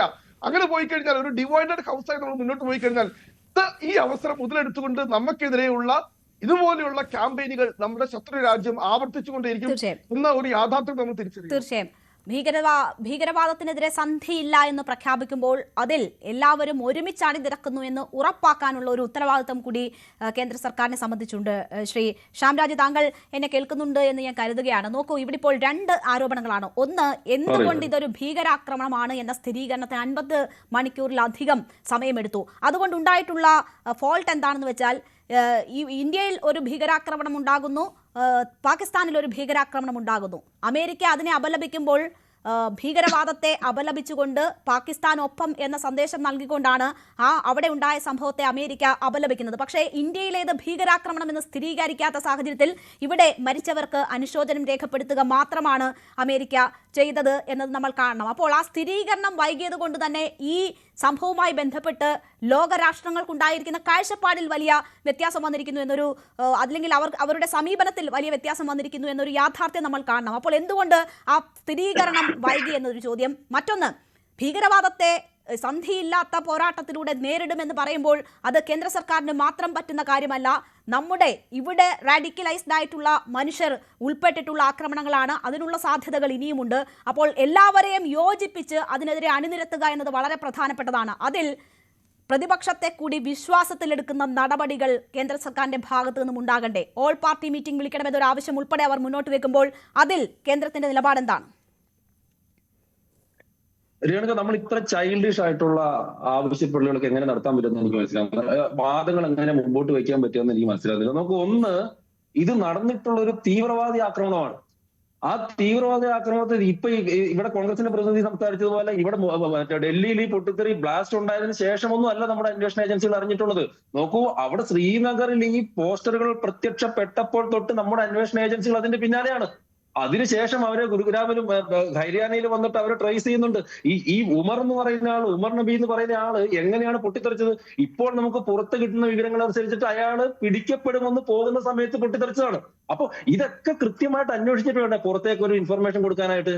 അതല്ലാതെ ഒരു ബ്ലാസ്റ്റ് നടന്ന ഉടനെ ഒരു ഉത്തരവാദിത്തം ഇല്ലാതെ നമുക്ക് പറയാൻ വേണ്ടി പറ്റും. അപ്പൊ ഡിപ്പെൻസ്, ഓരോ കാര്യങ്ങളും അതിന്റെ കൃത്യമായിട്ടുള്ള വിവരങ്ങൾ ശേഖരിക്കുന്നതനുസരിച്ച്, കൃത്യമായിട്ടുള്ള വിവരങ്ങൾ പറയേണ്ടതനുസരിച്ചിട്ട്, പറയേണ്ട സ്ട്രാറ്റജി അനുസരിച്ച്, ഒരുപക്ഷെ സ്ട്രാറ്റജി ആണെങ്കിലോ സ്ട്രാറ്റജി മറ്റൊന്നാണെങ്കിലോ. അപ്പൊ അതിനൊക്കെ പല പല കാരണങ്ങൾ ഉണ്ടാവുന്ന ഒരു കാര്യം പറയുന്നത് ഇന്ന ഈ തീവ്രവാദ സംഘടനയാണ് അല്ലെങ്കിൽ ഇത് തീവ്രവാദ ആക്രമണമാണ് എന്ന് ഇപ്പോഴും ഒരു സംഘടനയും മെൻഷൻ ചെയ്തിട്ടില്ല. ഇപ്പോൾ ഈ ഔദ്യോഗിക സ്ഥിരീകരണം ഉണ്ടാകുമ്പോഴും ഒരു സംഘടനയും മെൻഷൻ ചെയ്തിട്ടില്ല. അപ്പോൾ അത് നേരത്തെ വേണമെങ്കിൽ ആകാമായിരുന്നു. രേണുക വരുന്നു. ഇത് ഇത്രയും കാലത്ത് നിങ്ങൾക്ക് അതിനകത്ത് സംശയമൊന്നുമില്ല. ഇത്രയും കാലത്ത് ഈ കേന്ദ്ര സർക്കാർ തീവ്രവാദികൾക്കെതിരെ നടപടിയെടുത്തതിൽ നിങ്ങൾക്ക് സംശയമൊന്നുമില്ലല്ലോ. പുൽവാമ അറ്റാക്കിന്റെ സമയത്തും പഹൽഗാം അറ്റാക്കിന്റെ സമയത്തൊക്കെ തിരിച്ചടിച്ചത് നിങ്ങൾക്ക് സംശയമൊന്നുമില്ലല്ലോ. എയർ സ്ട്രൈക്കും സർജിക്കൽ സ്ട്രൈക്കും നടത്തിയ കാര്യത്തിൽ നിങ്ങൾക്ക് സംശയമൊന്നുമില്ലല്ലോ. തിരിച്ചടിക്കുക തന്നെ ചെയ്യും. ഇവിടുത്തെ പ്രശ്നം തരുമോ? നമ്മൾ ആരോപണം ഉന്നയിക്കാൻ വേണ്ടി ആരോപണം ഉണ്ടാക്കരുത്. ഞാൻ പറഞ്ഞ സമയത്തിനനുസരിച്ചിട്ട് പ്രഖ്യാപിച്ചില്ലല്ലോ, ഞാൻ പറയുന്ന രീതിയിൽ പ്രഖ്യാപിച്ചിട്ടില്ലല്ലോ എന്ന് പറയുന്നത്. അന്വേഷണ ഏജൻസികൾക്ക് അവരുടെ സമയം കൊടുക്കുന്നു. ഇത് കേന്ദ്ര സർക്കാർ ആരന്വേഷിക്കുന്നത്? രാജ്യത്തിനെതിരെയുള്ള വലിയൊരു ഭീകരാക്രമണമാണ് നടന്നിട്ടുള്ളതാണല്ലോ, സംശയമില്ലല്ലോ. നമ്മുടെ അന്വേഷണ ഏജൻസികൾ അന്വേഷിച്ചുകൊണ്ടിരിക്കുകയാണല്ലോ. അവരെ അന്വേഷിക്കാനും അവർക്ക് തിരിച്ചടിക്കാനുമുള്ള സമയം കൊടുത്തു. ഇന്ത്യൻ ആർമിയുടെ അല്ലെങ്കിൽ ഇന്ത്യൻ അന്വേഷണ ഏജൻസികളുടെ അവരുടെ കപ്പാസിറ്റിയിൽ നിങ്ങൾക്ക് സംശയമില്ലല്ലോ. എല്ലാത്തിനും ഒന്നിനും ഈ 2 തിരിച്ചടി കൊടുത്തിട്ടുണ്ടല്ലോ. കല്ലുമ്മേ കല്ല് അവശേഷിക്കാതെ ഓപ്പറേഷൻ സിന്ദൂറിൽ നമ്മൾ അവരുടെ തീവ്രവാദ കേന്ദ്രങ്ങളെല്ലാം പൊളിച്ചു കളഞ്ഞിട്ടുണ്ടല്ലോ. ഇതൊക്കെ നടക്കുമെന്ന് ഇത്ര ബാലിശമായിട്ടുള്ള വാദങ്ങൾ കൊണ്ടുവരാൻ വേണ്ടി പറ്റില്ല. പിന്നെ നോക്കൂ, ഇപ്പൊ ഒരു ഓൾ പാർട്ടി മീറ്റിംഗ് എന്നൊക്കെ പറഞ്ഞിട്ട് അതിന്റെ എന്താ ആവശ്യമുള്ളത്? വരുമായിരിക്കാം, പാർലമെന്റ് ചർച്ച ചെയ്യുമായിരിക്കാം. ഓപ്പറേഷൻ സിന്ദൂറിന്റെ സമയത്ത് എന്താ പറഞ്ഞത്? ഇപ്പൊ ചർച്ച ചെയ്യണം. ഇവർ പറയുന്ന സമയത്തും ചർച്ച ചെയ്യാൻ പറ്റില്ലെന്നേ. അതിനൊരു രീതിയുണ്ട്, അതിനൊരു സമയമുണ്ട്. അതിനുശേഷം ചർച്ച ചെയ്തില്ലേ? ലോകസഭയിൽ ചർച്ച ചെയ്തില്ല, ഓപ്പറേഷൻ സിന്ദൂർ ചർച്ച ചെയ്തു. ഞാനും ഫ്ലോറിൽ നിങ്ങളുമായിട്ട് ഈ വിഷയത്തിൽ ചർച്ച ചെയ്യുന്നുണ്ട്. ഓപ്പറേഷൻ സിന്ദൂറിന്റെ സമയത്ത് അന്നും കോൺഗ്രസിന്റെ പ്രതിനിധികൾ പറഞ്ഞു ഞങ്ങളുമായിട്ട് ചർച്ച ചെയ്യുന്നില്ല. പക്ഷെ ചർച്ച ചെയ്യേണ്ട സമയത്ത് ചെയ്തു. ഇതൊക്കെ ഒരു ഉത്തരവാദിത്തപ്പെട്ട വലിയൊരു ഫ്രെയിമിൽ നമ്മൾ ചിന്തിക്കേണ്ട, വിശാലമായിട്ടുള്ള ഒരു കാഴ്ചപ്പാടിൽ ചിന്തിക്കേണ്ടതാണ്. ആരോപണങ്ങൾ ഉന്നയിക്കാൻ വേണ്ടിയിട്ട് പാടില്ല. അവിടെയാണ് പ്രശ്നം എന്ന് പറയുന്നത്. ഇവിടെ രാഹുൽ ഗാന്ധി ഓപ്പറേഷൻ സിന്ദൂറിന്റെ സമയത്ത് എന്താ ചെയ്തിട്ടുള്ളത്? അദ്ദേഹം എത്രയോ നിരുത്തരവാദപരമായിട്ടുള്ള ആരോപണങ്ങൾ ഉന്നയിച്ചിട്ടുള്ളത്. ഈ ഒരു സോഷ്യൽ മീഡിയയുടെ ഒരു കാലഘട്ടത്തിൽ ഒരു കാര്യം നമ്മൾ പറഞ്ഞിട്ടുണ്ടെങ്കിൽ അടിത്തട്ടിൽ വരെയെത്താൻ വെറും നിമിഷങ്ങൾ മാത്രമുള്ള ഒരു സമയത്ത്, ഒരു യുദ്ധത്തെ നമ്മൾ അഭിമുഖീകരിക്കുന്ന സമയത്ത് ഒരു സ്ട്രാറ്റജി പ്രൊപ്പഗണ്ട വാർ കൂടി നടന്നുകൊണ്ടിരിക്കുകയാണ് സോഷ്യൽ മീഡിയ. നിങ്ങളൊരു കാര്യം മനസ്സിലാക്കണം, ഈ നമ്മുടെ ആയുധങ്ങൾ എടുത്തിട്ടുള്ള വാറിന്റെ ഒപ്പം തന്നെ പ്രൊപ്പഗണ്ട വാർ കൂടി സോഷ്യൽ മീഡിയ നടന്നുകൊണ്ടിരിക്കുകയാണ്. അന്നേരത്തേക്ക് നമ്മുടെ രാജ്യത്തിന്റെ പ്രതിപക്ഷ നേതാവ് എത്ര നമ്മുടെ വിമാനങ്ങൾ പോയിട്ടുണ്ട്, അല്ലെങ്കിൽ പോയി എന്ന് അദ്ദേഹത്തിന് ഉറപ്പുള്ളവർ സംസാരിച്ചാൽ അതിന്റെ റിസൾട്ട് എന്താ? അത് മനസ്സിലാക്കണ്ടേ? ആ രീതിയിൽ സംസാരിക്കാനുള്ള പക്വത ഇവർ കാണിക്കണ്ടേ? അതൊന്നും കാണിക്കാതെ കഴിഞ്ഞില്ല. ഒരു കാര്യം കൂടി പറയട്ടെ. നോക്കൂ, ഇവിടെ ഈ ഡൽഹിയിൽ കഴിഞ്ഞ് ഇതിനു മുമ്പത്തെ സ്ഫോടനം നടന്ന എന്നാണ് കാണുക? എന്റെ അറിവിൽ ഓർമ്മയിൽ 2011 2011 ഹൈക്കോടതിന് സമീപം, ഡൽഹി ഹൈക്കോടതിന് സമീപം ഗേറ്റ് നമ്പർ 5 അവസാന ബോംബ് സ്ഫോടനം നടന്നിട്ടുള്ളത്. അതിനുശേഷം തീവ്രവാദികളെല്ലാം ഉറങ്ങുമെന്ന് നമ്മൾ വിചാരിക്കണം? ഈ രാജ്യത്ത് തീവ്രവാദികൾ അല്ലെങ്കിൽ പുറത്തുള്ള പാകിസ്ഥാൻ ഉറങ്ങുന്നതായിരുന്നില്ല. നിരവധിയായിട്ടുള്ള അറ്റംപ്റ്റുകൾ നടന്നിട്ടുണ്ട്. അതാണ് ഞാൻ പറഞ്ഞത്. ഓപ്പറേഷൻ സിന്ദൂറിന് ശേഷം മാത്രം 22 അറ്റംപ്റ്റുകളോ അല്ലെങ്കിൽ മൊഡ്യൂളുകളെയാണ് നമ്മൾ യൂട്ടിലൈസ് ചെയ്തിട്ടുള്ളത്. ചെറിയ കാര്യമാണോ? അതിപ്പോഴും അന്നും ഇന്നും നടക്കുന്നുണ്ടെന്നേ. ഇനി കോൺഗ്രസിന്റെ കാലഘട്ടത്തിൽ എന്തായിരുന്നു? ഈ രാജ്യത്ത് എത്രയോ ബോംബ് സ്ഫോടനങ്ങൾ ഉണ്ടായിരുന്നു. 1-2 മാത്രം ഞാൻ പറഞ്ഞുതരാം. മുംബൈ 2006 സബർബൻ ട്രെയിനിൽ എനിക്ക് തോന്നുന്നു 7 ട്രെയിനിൽ എന്തോ ആണ് മിനിറ്റുകളുടെ ചെറിയ വ്യത്യാസത്തിൽ 209 പേരെന്തോ മരിച്ചിട്ടുള്ളത്. ഡൽഹിയിൽ എത്രയോ ബോംബ് സ്ഫോടനങ്ങൾ ഉണ്ടായി. ഇപ്പൊ നിങ്ങൾ ഈ കഴിഞ്ഞ 10 വർഷത്തിനകത്ത് ബാംഗ്ലൂർ സ്ഫോടനം നിങ്ങൾ കേട്ടോ? ഹൈദരാബാദ് സ്ഫോടനം നിങ്ങൾ കേട്ടോ? കോയമ്പത്തൂർ സ്ഫോടനം നിങ്ങൾ കേട്ടോ? അഹമ്മദാബാദ് സ്ഫോടനം നിങ്ങൾ കേട്ടോ? സ്ഫോടനങ്ങൾ നിങ്ങൾ എവിടെ കേട്ടോ? ഈ രാജ്യത്തെ ശതമാനവും ഇത്തരം നീക്കങ്ങളെ പൂർണ്ണമായും പ്രതിരോധിക്കുക എന്നത് ഒരു രാഷ്ട്രത്തെ സംബന്ധിച്ചും സാധ്യമല്ല എന്നൊരു സാഹചര്യമുണ്ടെങ്കിൽ പോലും നമുക്ക് അതിനെ പൂർണ്ണമായും സാധ്യമാകട്ടെ. ഒരു മനുഷ്യന്റെ ജീവൻ പോലും ഒരു ഭീകരാക്രമണത്തിന് ഇനി ഭീകരാക്രമണത്തിൽ ഇല്ലാതാകാതിരിക്കട്ടെ എന്ന് നമുക്ക് ആശിക്കാം. അങ്ങനെ സംഭവിക്കട്ടെ എന്ന്. 100% സുരക്ഷ ഉറപ്പാക്കുക എത്രമാത്രം സാധ്യമാകും എന്ന കാര്യത്തിൽ എനിക്ക് സംശയമുണ്ട്. ഇപ്പോൾ നമുക്കൊപ്പം ശ്രീ രഘുനാഥ് നായർ കൂടി ചേരുകയാണ്. ശ്രീ രഘുനാഥ് നായർ, എന്നെ കേൾക്കാമോ താങ്കൾക്ക്? ഓക്കെ, ഇവിടെ നമ്മൾ ഒരു ഘട്ടം ചർച്ച ചെയ്ത് കഴിഞ്ഞതാണ്. ഈ ഭീകരാക്രമണം എന്ന സ്ഥിരീകരണം രാജ്യം വൈകി നടത്തി എന്ന വലിയൊരു ആരോപണം ഇപ്പോൾ ഉയരുന്നുണ്ട്. ഏതാണ്ട് 55 മണിക്കൂർ എടുത്ത് 50 മണിക്കൂറിനധികം സമയമെടുത്താണ് ഇതൊരു ഭീകരാക്രമണമാണ് എന്നൊരു സ്ഥിരീകരണത്തിലേക്ക് രാജ്യം എത്തുന്നത്. അതൊരു വീഴ്ചയാണ് ഈ സംഭവവുമായി ബന്ധപ്പെട്ട് എന്ന കാര്യത്തിൽ താങ്കൾക്ക് തോന്നുന്നുണ്ടോ? അത്തരം മൈന്യൂട്ടായ കാര്യങ്ങൾ പോലും കണ്ടെത്തി സ്ഥിരീകരിച്ചതിന് ശേഷം മാത്രമാണോ ഔദ്യോഗിക പ്രഖ്യാപനങ്ങൾ നമ്മൾ ഇതുവരെ നടത്തിയിട്ടുള്ളത്? ഇവിടെ നമ്മൾ മനസ്സിലാക്കേണ്ട 2-3 കാര്യങ്ങൾ എന്ന് പറഞ്ഞു കഴിഞ്ഞാൽ, ഒന്ന്, ജിയോ പൊളിറ്റിക്കൽ ഇഷ്യൂസ് ഉണ്ട്. കാരണം നമ്മൾ ഓൾറെഡി പറഞ്ഞു കഴിഞ്ഞു, ഇന്ത്യക്കെതിരെ നടത്തുന്ന ഏതൊരു ഭീകരാക്രമണത്തിനെയും ഇന്ത്യക്കെതിരെയുള്ള യുദ്ധമായിട്ട് കരുതുമെന്ന് നമ്മൾ മുൻകൂട്ടി തന്നെ ഡിക്ലെയർ ചെയ്ത് കഴിഞ്ഞ ഒരു കാര്യമാണ്. അപ്പം നമ്മൾ ഭീകരാക്രമണമാണ് എന്ന് നമ്മൾ സ്ഥിരീകരിച്ചു കഴിഞ്ഞാൽ തീർച്ചയായിട്ടും നമ്മൾ ഉടനെ തന്നെ ഒരു യുദ്ധത്തിലേക്ക് ഏർപ്പെടേണ്ട സ്ഥിതിവിശേഷമാണ് നമ്മുടെ മുമ്പിലുള്ളത്. അപ്പൊ അങ്ങനെ ഒരു സ്ഥിതിവിശേഷം ഉള്ളത് കൊണ്ട് ഇതിനെ 100% സ്ഥിരീകരിക്കാതെ ഭീകരാക്രമണമാണ് എന്ന്, പണ്ടൊക്കെ എന്ന് പറഞ്ഞു കഴിഞ്ഞാൽ ഒരു ആക്രമണം നടന്നു കഴിഞ്ഞാൽ എവിടെയെങ്കിലും ഒരു സ്ഫോടനം ഉണ്ടായി കഴിഞ്ഞാൽ ഉടനെ തന്നെ ചാടിക്കയറി ഭീകരാക്രമണം എന്ന് പറയായിരുന്നു. കാരണം നമുക്ക് അവിടെ റെസ്ട്രിക്ഷൻസ് ഒന്നുമില്ല, അപ്പം ബൈൻഡിങ് ഒന്നും ഇല്ലായിരുന്നു. പക്ഷെ ഇപ്പൊ അങ്ങനെയല്ല. ഇപ്പൊ ഭീകരാക്രമണം ആണെന്നുണ്ടെങ്കിൽ ഇന്ത്യയുടെ പോളിസി എന്ന് പറഞ്ഞാൽ ആക്രമണം ഒരു യുദ്ധമായിട്ട് തന്നെ നമ്മൾ കാണും, നമുക്കെതിരെയുള്ള യുദ്ധമായിട്ട് തന്നെ കാണും എന്നുള്ള ഒരു പോളിസി ഉള്ളത് കൊണ്ട് നമുക്ക് 100% ഇത് ഭീകരാക്രമണമെന്ന് ഉറപ്പ് വരുത്തണം. 2, ഇങ്ങനെയുള്ള സമയത്ത് കുറച്ച് സമയം ആവശ്യമാണ് ജിയോ പൊളിറ്റിക്കലി. കാരണം ഇപ്പൊ നോക്കുകയാണെന്നുണ്ടെങ്കിൽ ഇപ്പൊ ഒരു പ്രത്യാക്രമണം നടത്തണമെന്നുണ്ടെങ്കിൽ തന്നെ ഇപ്പൊ പാകിസ്ഥാൻ ആയിരിക്കുമല്ലോ തീർച്ചയായിട്ടും ഇതിന്റെ പ്രഭവ കേന്ദ്രം, അല്ലെങ്കിൽ ഇതിന്റെ ട്രിഗറിംഗ് പോയിന്റ് എന്ന് പറയുന്നത് പാകിസ്ഥാനായിരിക്കും. അപ്പൊ ഒരു തിരിച്ചൊരു ആക്രമണം നടത്തണമെന്നുണ്ടെങ്കിൽ നമുക്ക് തീർച്ചയായിട്ടും നമുക്കറിയാം 1971 ഇതിനകത്തൊരു പൊളിറ്റീഷ്യൻസും കൂടെ ഉള്ളതുകൊണ്ടാണ് ഞാനിത് പറയുന്നത്. അറ്റാക്കിന് ലോകത്തിലെ ഒരുപാട് പ്രധാനപ്പെട്ട സന്ദർശകരുടെ പിന്തുണ തേടി എന്ന് പറഞ്ഞതുപോലെ നമുക്ക് സമയം കൊണ്ട് നമുക്ക് ലോകരാഷ്ട്രങ്ങളിലെ പിന്തുണ ആവശ്യമാണ്. അതിനകത്ത് പ്രത്യേകിച്ച് ചൈന, റഷ്യ, അമേരിക്ക ഇവരെയൊക്കെ ആയിട്ട് സംസാരിച്ചിട്ട് അവരുടെ സ്റ്റാൻഡ് എങ്ങനെയാണെന്നുള്ളതിന് ഒരു പിന്തുണയും കൂടെ തേടാറുണ്ട്. അപ്പൊ കുറച്ച് സമയം വേണം. അപ്പൊ എന്റെ ഒരു കണക്കൂട്ടൽ അന്ന് തന്നെ ഭീകരാക്രമണം അല്ല എന്ന് പറയുമ്പോൾ, കാരണം ഇത് അബദ്ധത്തിൽ സാധനങ്ങൾ മാറ്റുന്നതിന്റെ ഇടയിൽ പൊട്ടിയതാണ് എന്നൊരു സ്റ്റേറ്റ്മെന്റ് വന്നപ്പോ തന്നെ ഇത് ബൈങ് ടൈം ആണെന്നുള്ളത് വളരെ സ്പഷ്ടമായിരുന്നു. കാരണം ഇത് ഭീകരാക്രമണമാണെന്ന് ചാടിക്കയറി പറയാതെ. അതിനുശേഷം ഇന്നലെയാണ് ക്യാബിനറ്റ് കമ്മിറ്റി ഫോർ സെക്യൂരിറ്റി കൂടിയിട്ട്. അപ്പൊ CCS എന്ന് പറയുമ്പോൾ അതിനകത്ത് പ്രധാനമായിട്ട് 5 പേരാണ് ഉള്ളത്. ഒന്ന് പ്രധാനമന്ത്രി, പിന്നെ ഒന്ന് ഡിഫൻസ് മിനിസ്റ്റർ ഉണ്ടാവും, പിന്നെ ഒന്ന് നമ്മുടെ ഹോം മിനിസ്റ്റർ ഉണ്ടാവും, പിന്നെ വിദേശകാര്യമന്ത്രി ഉണ്ടാവും, പിന്നെ ഫിനാൻസ് മിനിസ്റ്റർ ഉണ്ടാവും. അത് ഇത്രയും പേര് 5 പേര് നിർബന്ധമായിട്ടുള്ളത് CCS-ൽ.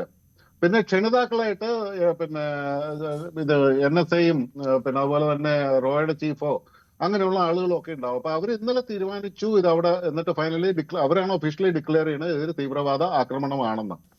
അപ്പൊ ഇനിയിപ്പോ അതിന്റെ ഫോളോ അപ്പ് ആക്ഷൻസ് ഉണ്ടാകുന്നു വേണം നമ്മൾ മനസ്സിലാക്കാനായിട്ട്.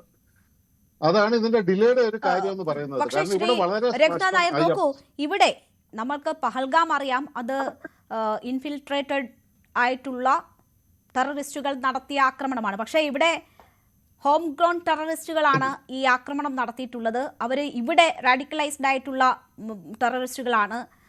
അപ്പോൾ വൈറ്റ് കോളർ ടെററിസ്റ്റ് ഇവിടെ നമ്മുടെ നാട്ടിലുള്ളവരാണ്, ഇന്ത്യൻ പൗരത്വമുള്ള ആളുകളാണ് ഇതിന് പിന്നിലെന്ന് വരുമ്പോൾ മറ്റൊരു രാഷ്ട്രത്തിന് ഇതിൻ്റെ പേരിൽ ഒരു തിരിച്ചടി നൽകുക എന്നത് എത്രമാത്രം സാധ്യമാകും? അത് ലോകരാഷ്ട്രങ്ങളെ ആ കാര്യങ്ങൾ ബോധ്യപ്പെടുത്തുക എന്നത് എത്രമാത്രം ശ്രമകരമാകും? ഇത് വളരെ വളരെ പ്രസക്തമായ ഒരു ചോദ്യമാണ്. കാരണം ഇപ്പോഴും നമുക്കത് പാകിസ്ഥാൻ ആണ് എന്നുള്ളത് എസ്റ്റാബ്ലിഷ് ചെയ്യാൻ സാധിച്ചിട്ടില്ല. നമ്മളിപ്പം ഇതിനകത്ത് എക്സ്റ്റേണൽ ഇടപെടൽ ഉണ്ടായിട്ടുണ്ടോ എന്നുള്ളത് ഇപ്പം തുർക്കിയുടെ ഭാഗത്തു നിന്നുണ്ട്. കാരണം ഇവരുടെ മീറ്റിങ്ങുകൾ ടർക്കിയിൽ നടത്തിയിരുന്നു എന്ന് പറയുന്നുണ്ട്. അതുപോലെ തന്നെ പാകിസ്ഥാന്റെ ഹാൻഡ് ഇതിനകത്ത് പറയുന്നുണ്ട്. ബംഗ്ലാദേശിൽ നിന്നാണ് സാധനങ്ങൾ വന്നതിന്, ബംഗ്ലാദേശിൽ നിന്ന് നേപ്പാൾ വഴിയുമാണ് സാധനങ്ങൾ വന്നതെന്നുള്ള വാർത്തകളൊക്കെ അവിടെ ഇതൊന്നും സ്ഥിരീകരിക്കാത്ത വാർത്തകളാണ്. അപ്പൊ ഇതിനകത്ത് ഇനി ഒരു കാര്യം എന്ന് പറഞ്ഞു കഴിഞ്ഞാൽ ഇതിനകത്ത് ഇൻവോൾവ് ആയിട്ടുള്ള ആളുകൾ മുഴുവൻ ഇന്ത്യക്കാരാണ്. അപ്പം തീർച്ചയായിട്ടും അപ്പൊ നമുക്ക് ചാടിക്കയറി പഹൽഗാമിന് ശേഷം നടത്തിയ ഒരു ആക്രമണം പോലെ ചെന്നൈയിൽ ഒരു ആക്രമണം നടത്താനായിട്ട് സാധിക്കില്ല. പിന്നെ രണ്ടാമത്തെ ഒരു പോസിബിലിറ്റി എന്ന് പറഞ്ഞു കഴിഞ്ഞാൽ ഈ സ്ഫോടക വസ്തുക്കൾ വന്നിട്ടുള്ള റൂട്ട്, അത് എവിടെ നിന്നാണ് വന്നിട്ടുള്ളത്. ഇനിയിപ്പോ അമോണിയം നൈട്രേറ്റ് എന്ന് പറഞ്ഞു കഴിഞ്ഞാൽ അത് വലിയ ബുദ്ധിമുട്ടൊന്നുമില്ല, ഇവിടുന്ന് തന്നെ സോഴ്സ് ചെയ്യാനുള്ളതേ ഉള്ളൂ, അത് പുറത്തുനിന്ന് വരണമെന്നില്ല. പിന്നെ RDX പോലെയുള്ള സാമഗ്രികളും പിന്നെ AK-47 റൈഫിളുകളും ഒക്കെ ഇത് എവിടുന്ന് വന്നു എന്നുള്ളതിനെ കുറിച്ച് എൻക്വയറി നടത്തിയിട്ട് നമുക്കൊരു സോളിഡ് പ്രൂഫ് വേണം. അല്ല ചുമ്മാ ചാടി കയറി അറ്റാക്ക് ചെയ്യാനായിട്ട് ഒരു കാരണവശാലും സാധിക്കില്ല. രേണുക പറഞ്ഞതുപോലെ തന്നെ ലോകരാഷ്ട്രങ്ങളുടെ മുമ്പിൽ നമ്മൾ ബോധ്യപ്പെടുത്തേണ്ടി വരും ഇതാണ് അതിന്റെ കാരണം, ശക്തമായ എവിഡൻസ്. പിന്നെ മനസ്സിലാക്കേണ്ട മറ്റൊരു കാര്യം കൂടെ ഉണ്ടല്ലോ. ഈ സ്ഫോടനം നടന്നു കഴിഞ്ഞ ഉടനെ നമ്മുടെ അമേരിക്കയുടെ ഭാഗത്തു നിന്നും വന്ന സ്റ്റേറ്റ്മെന്റ് എന്ന് പറഞ്ഞു കഴിഞ്ഞാൽ ഡൽഹിയിൽ, അതായത് നമ്മുടെ എംബസിയില് പിന്നെ അമേരിക്കയുടെ പിന്നെ അയാളുടെ പേര് ഓർക്കുന്നില്ല, പുതിയ US അംബാസിഡർ ജോയിൻ ചെയ്യുന്നതിനടുത്ത ഒരു കാലതാമസമുണ്ട്. ഒപ്പം തന്നെ ഇന്ത്യ സ്ഥിരീകരിക്കാത്ത ഒരു സാഹചര്യം കൂടി ഉണ്ട്.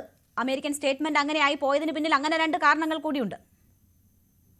പക്ഷെ ഇവിടെ നമ്മൾ നോക്കേണ്ട ഒരു കാര്യം എന്ന് പറഞ്ഞു കഴിഞ്ഞാൽ, ആദ്യം പറഞ്ഞെന്ന് പറഞ്ഞു കഴിഞ്ഞാൽ ഇത് അതിഭയങ്കരമായ സ്ഫോടനം നടന്നു, പരിക്ക് പറ്റിയവരൊക്കെ എത്രയും പെട്ടെന്ന് സുഖം പ്രാപിക്കട്ടെ എന്ന് പ്രാർത്ഥിക്കുന്നു എന്നുള്ള രീതിയിലുള്ള ഇത് നടത്തി കഴിഞ്ഞപ്പോ, പാകിസ്ഥാനിലെ സ്ഫോടനം നടന്നു കഴിഞ്ഞപ്പോ ഇമ്മീഡിയറ്റ് റിയാക്ഷൻ എന്ന് പറഞ്ഞു കഴിഞ്ഞാൽ we stand in solidarity with Pakistan എന്നാണ് പറഞ്ഞത്. അവിടെ തീവ്രവാദത്തിനെതിരായിട്ടുള്ള പാകിസ്ഥാന്റെ ഫൈറ്റിൽ we are stand in solidarity with Pakistan എന്നാണ് പറഞ്ഞത്. അപ്പൊ ഈ അമേരിക്ക പോലുള്ള രാജ്യങ്ങളുടെ ഇരട്ടത്താപ്പും ഇവിടെ സ്പഷ്ടമാണ്. അപ്പൊ അങ്ങനെ നിൽക്കുന്ന ഒരു സാഹചര്യത്തില് നമുക്ക് വെറുതെ കയറി ഒരു പ്രത്യാക്രമണം നടത്താനോ ഒന്നും സാധ്യമല്ല. തീർച്ചയായിട്ടും നമുക്ക് അതിനുള്ള പ്രൂഫുകൾ തീർച്ചയായിട്ടും അത് നമ്മൾ കണ്ടെത്തേണ്ടി വരും. തീർച്ചയായും അതുകൊണ്ടാണ് ഓരോ പ്രതികരണവും ഇന്ത്യക്ക് വളരെ ജാഗ്രതയോടുകൂടി വേണ്ടിവരുന്ന ഒരു സാഹചര്യം. ശ്രീ MS വേണുഗോപാൽ, നോക്കൂ, ഇവിടെ ഇപ്പോൾ 2 സാഹചര്യങ്ങളാണ്. പക്ഷേ ഇന്ത്യയുടെ പ്രഖ്യാപിത നിലപാട് എന്നത് ഇനി ഒരു ഭീകരാക്രമണം ഉണ്ടായാൽ അത് ഈ യുദ്ധപ്രഖ്യാപനമായി കണക്കാക്കുമെന്നതാണ്. നമുക്കറിയാം ഓപ്പറേഷൻ സിന്ദൂരിൽ വലിയ നാശനഷ്ടങ്ങൾ ജയ്ഷെ മുഹമ്മദിന് വരുത്താൻ കഴിഞ്ഞിട്ടുണ്ട് എന്ന കാര്യം വളരെ വസ്തുതയാണ്. അത് തിരിച്ചടിക്ക് ഒരു വളരെ പ്രധാനപ്പെട്ട കാര്യമായിട്ടുണ്ടാകാം. അതിന് ഇന്ത്യൻ മണ്ണിൽ ഇന്ത്യക്കാരെ ഉപയോഗിച്ച് ആ ആക്രമണം നടത്താനുള്ള വലിയ പദ്ധതിയാണ് നമുക്ക് മുന്നിലേക്ക് വെളിവായിരിക്കുന്നത്. അപ്പോൾ അത് ഇനിയും ഉണ്ടാകാനുള്ള സാധ്യതകളുണ്ട്. അപ്പോൾ ഇനി തിരിച്ചടിക്കുമ്പോഴും നമ്മൾ അക്കാര്യങ്ങൾ കൂടിയൊക്കെ പരിശോധിക്കണം. അപ്പോൾ ഇന്ത്യയെ സംബന്ധിച്ച് ഭീകരത എന്നത് വലിയൊരു ഭീഷണിയായി മുന്നിലേക്ക് വീണ്ടും എത്തുന്നു എന്ന ഒരു സാഹചര്യം കൂടിയാണോ ആഫ്റ്റർ ഡൽഹി ബ്ലാസ്റ്റ് ഉള്ളത്? അതെ, നമ്മള് നേരത്തെ പറഞ്ഞ പോലെ പുൽവാമയിൽ നടന്ന സംഭവത്തിന് നമ്മൾ പാകിസ്ഥാനെ നേരിട്ട് കുറ്റപ്പെടുത്താൻ കഴിയുമായിരുന്നു.